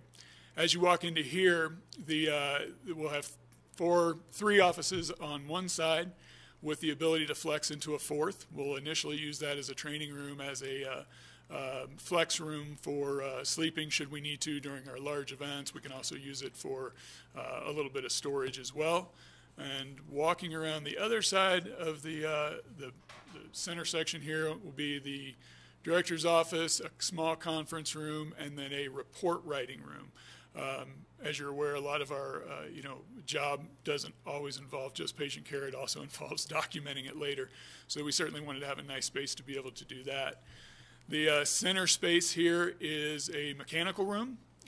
As as we talked about with some of the neighbors, one of their big concerns was noise, and one of the suggestions that we had for that was actually moving a lot of our mechanical interior to the interior of the building, which would reduce some of that noise as best we could, along with some other things on the exterior of the building. But I was really happy that we were able to accomplish that for the neighbors. And that's going to be heavily soundproofed so that that noise doesn't then bother the office spaces? Absolutely. So that was my question, of course. And absolutely. So it's a little hard to tell with this drawing, but that is a very thick wall there with some soundproofing on the inside that should, what they're telling me is that it should be very minimal sound at best. So happy with that. We'll have an IT space in there as well, IT room for all of our IT issues, and then we'll have a small bathroom up in the office area.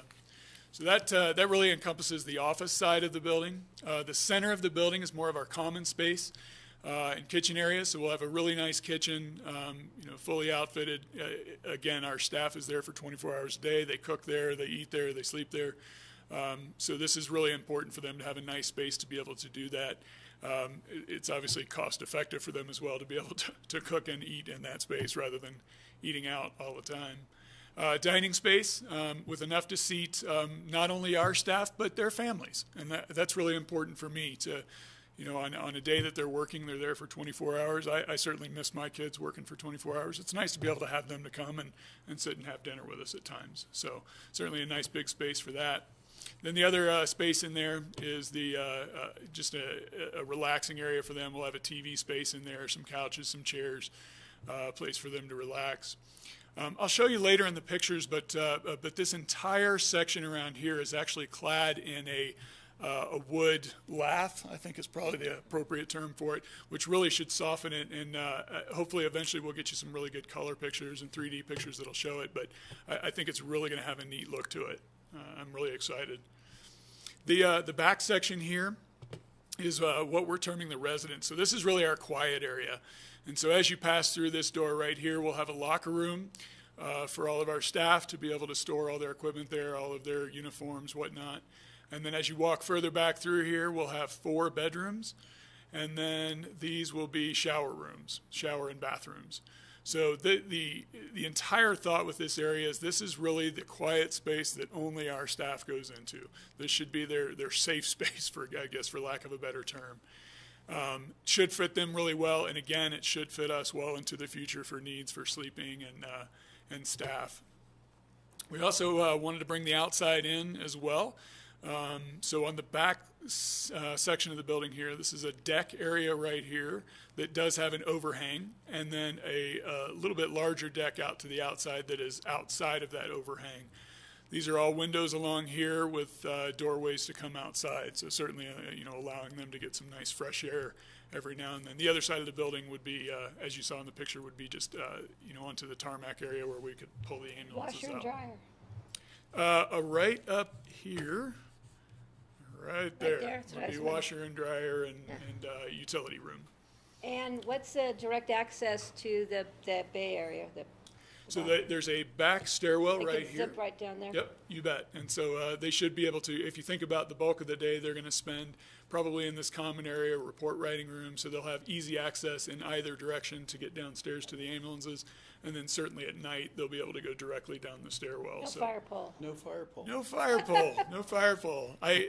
There's a lot of controversy over there. It's funny enough. They've tried fire poles and fire slides. The question is always stairwells in the middle of the night, waking up and running out to an emergency, falling downstairs. But stairs are still the safest way, they're telling us. So. They're not as much fun for those kids coming over from Well, that's probably true, right? And I'll just whip through some of the pictures here. So this is just kind of a representation of what the downstairs Bay Area would look like. You can see the windows into the training room right here. Plenty of access around the vehicles to restock and work on them as needed. Washing them as needed, things like that. Training room, really nice feel to it, nice and open. I think the windows are really going to brighten it up.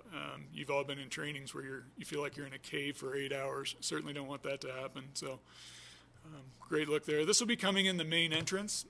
So again, as I said, this is that area that's open to below, and this is this small waiting area prior to going inside the offices. Nice walls for murals and pictures, whatever we may want. and then going into the training room off the side here. This is from the waiting area going into the office, and again, there's that slat wall that I was talking about that looks really nice.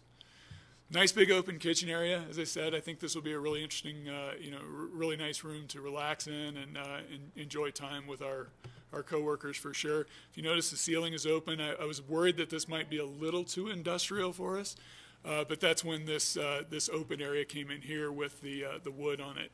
Can we the use pictures bark that we beetle? saw was Can we use beautiful. bark beetle on that lath? Great question. Well, we can talk about it. We can talk about it. We have not selected the wood yet, so. See? Well, there you go. I think you need a lazy boy recliner there. Those couches Seems don't like look something's very missing, comfy. huh? Yeah, They that seem a might be little. They seem a little like austere. a hospital waiting room couch right there. That's not a very comfortable couch. I'm guessing that's going to be U-shape of a bunch of Yeah. recliners before this is all over with. Yeah, Yeah, I think so. But it really was nice how this softened it up.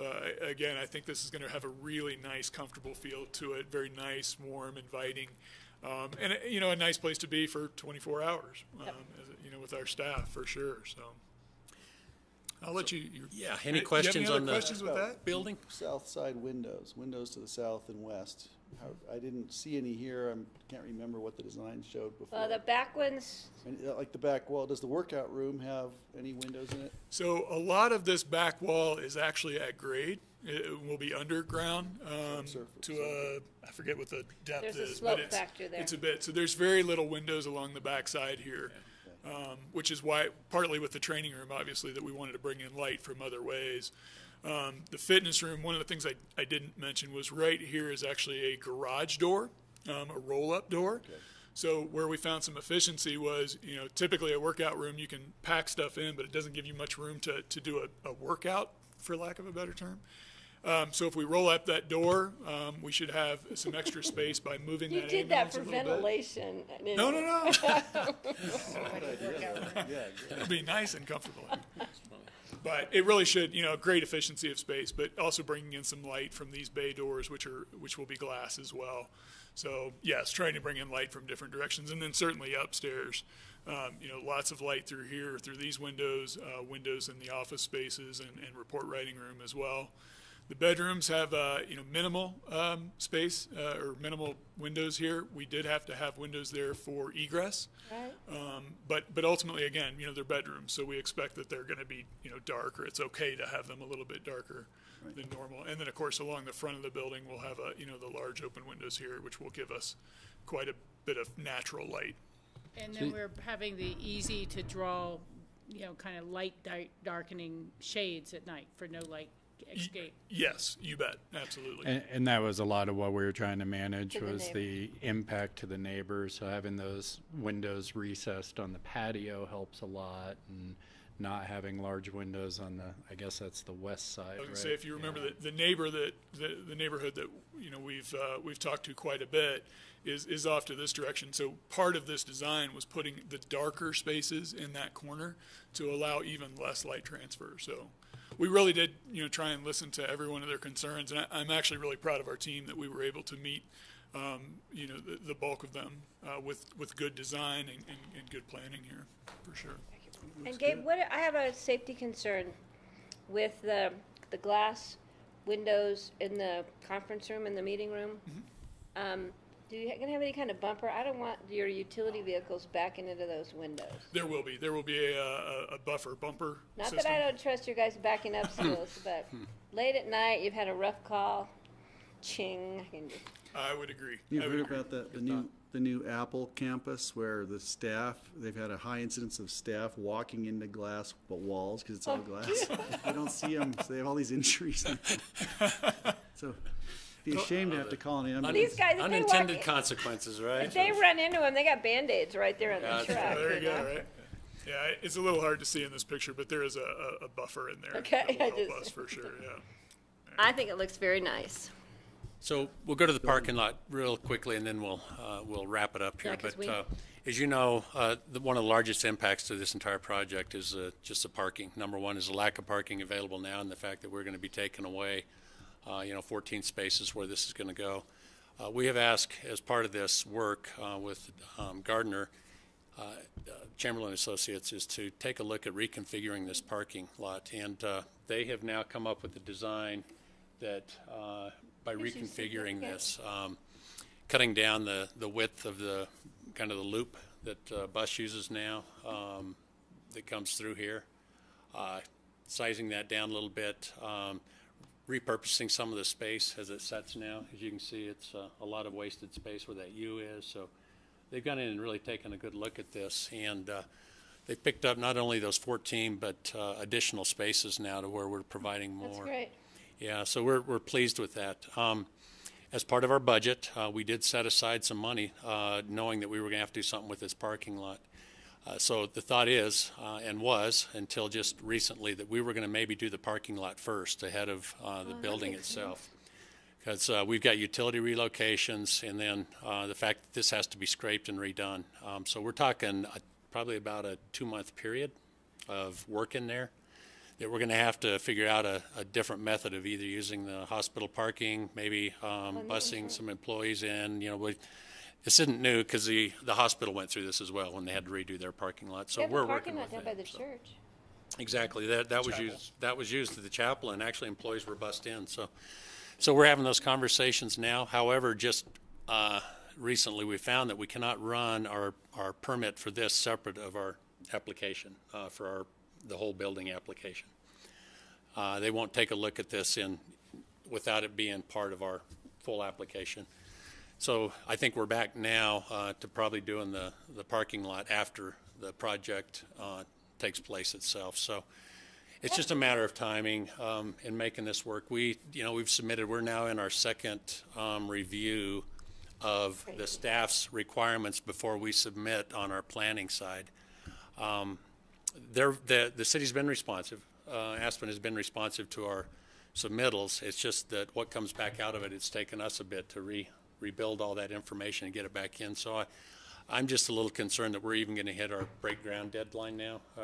It could be a little later. I don't think it impacts us overall, other than the fact that we were going to maybe do the parking lot first from a timing standpoint. But can we annex back into the county?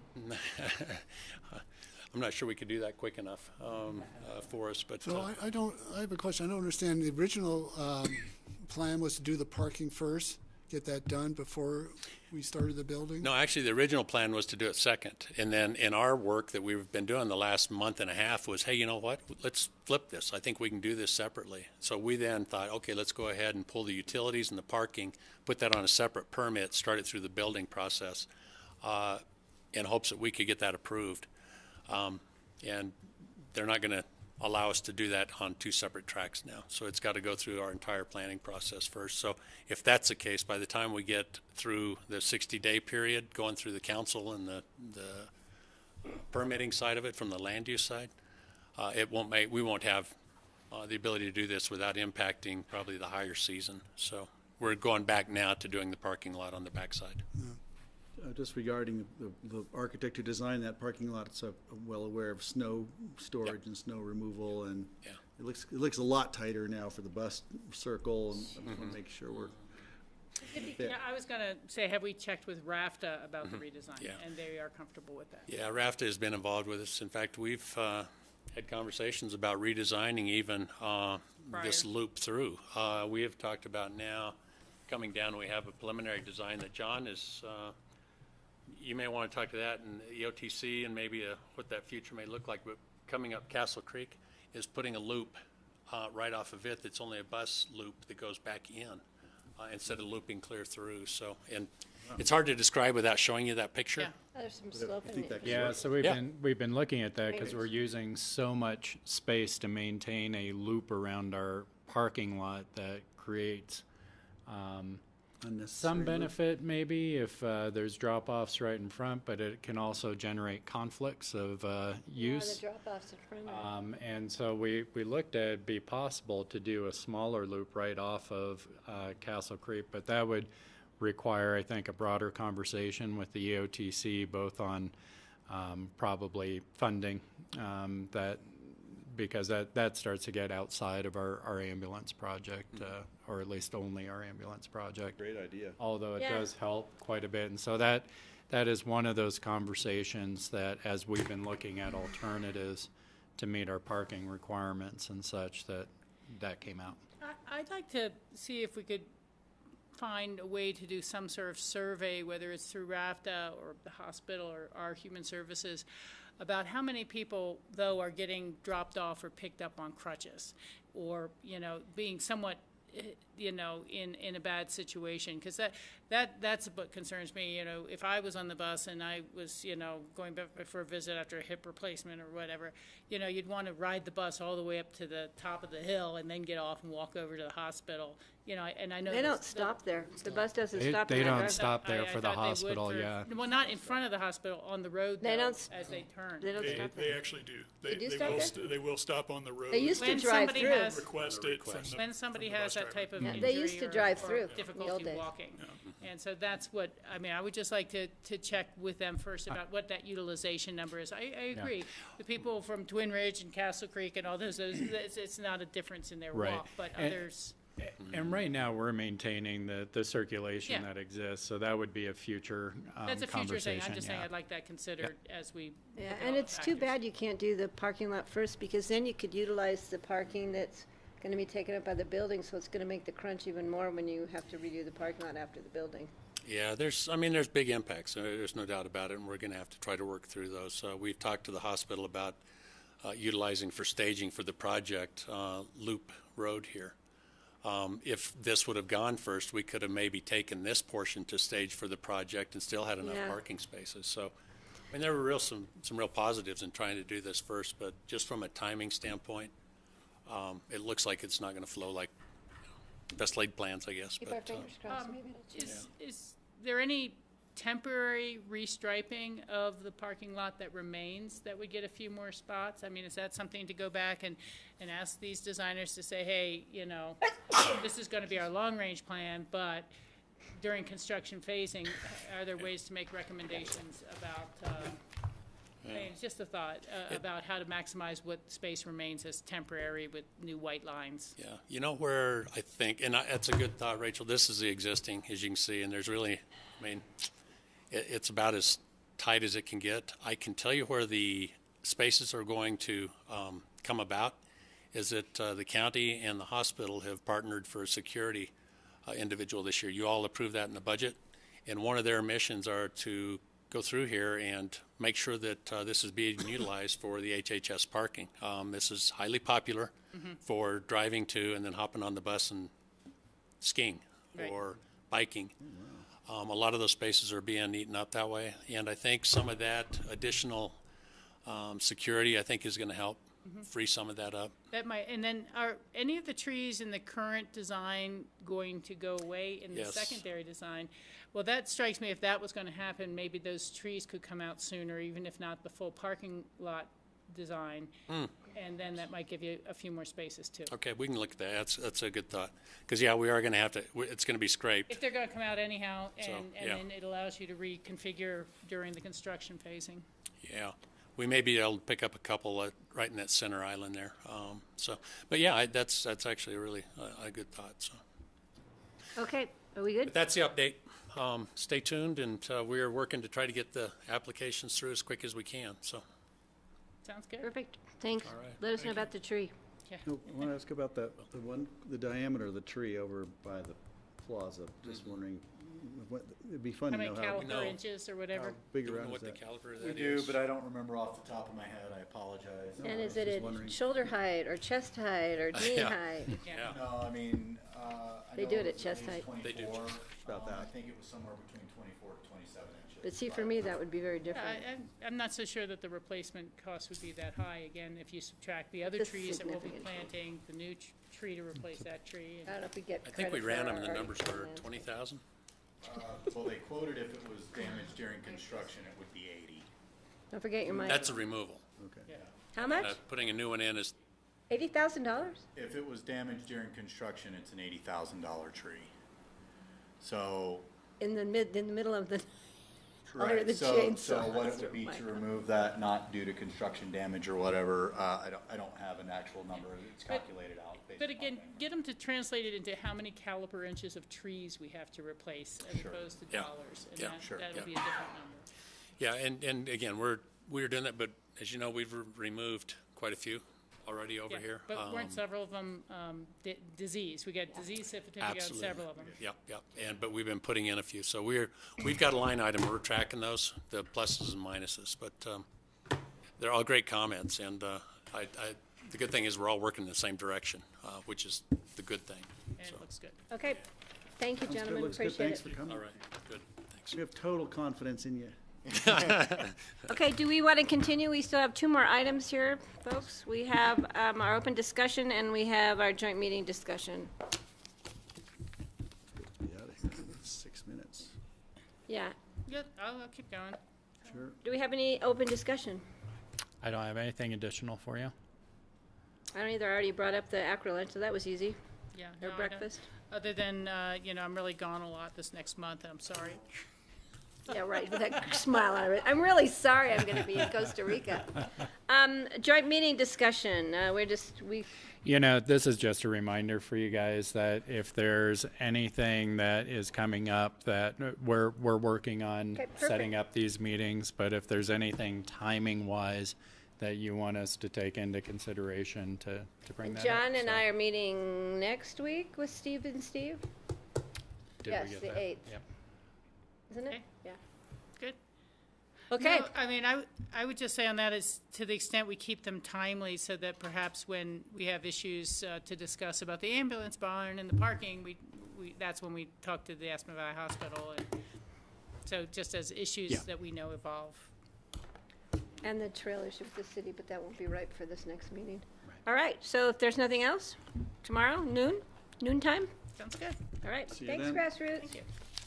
I'm glad Did you get my email about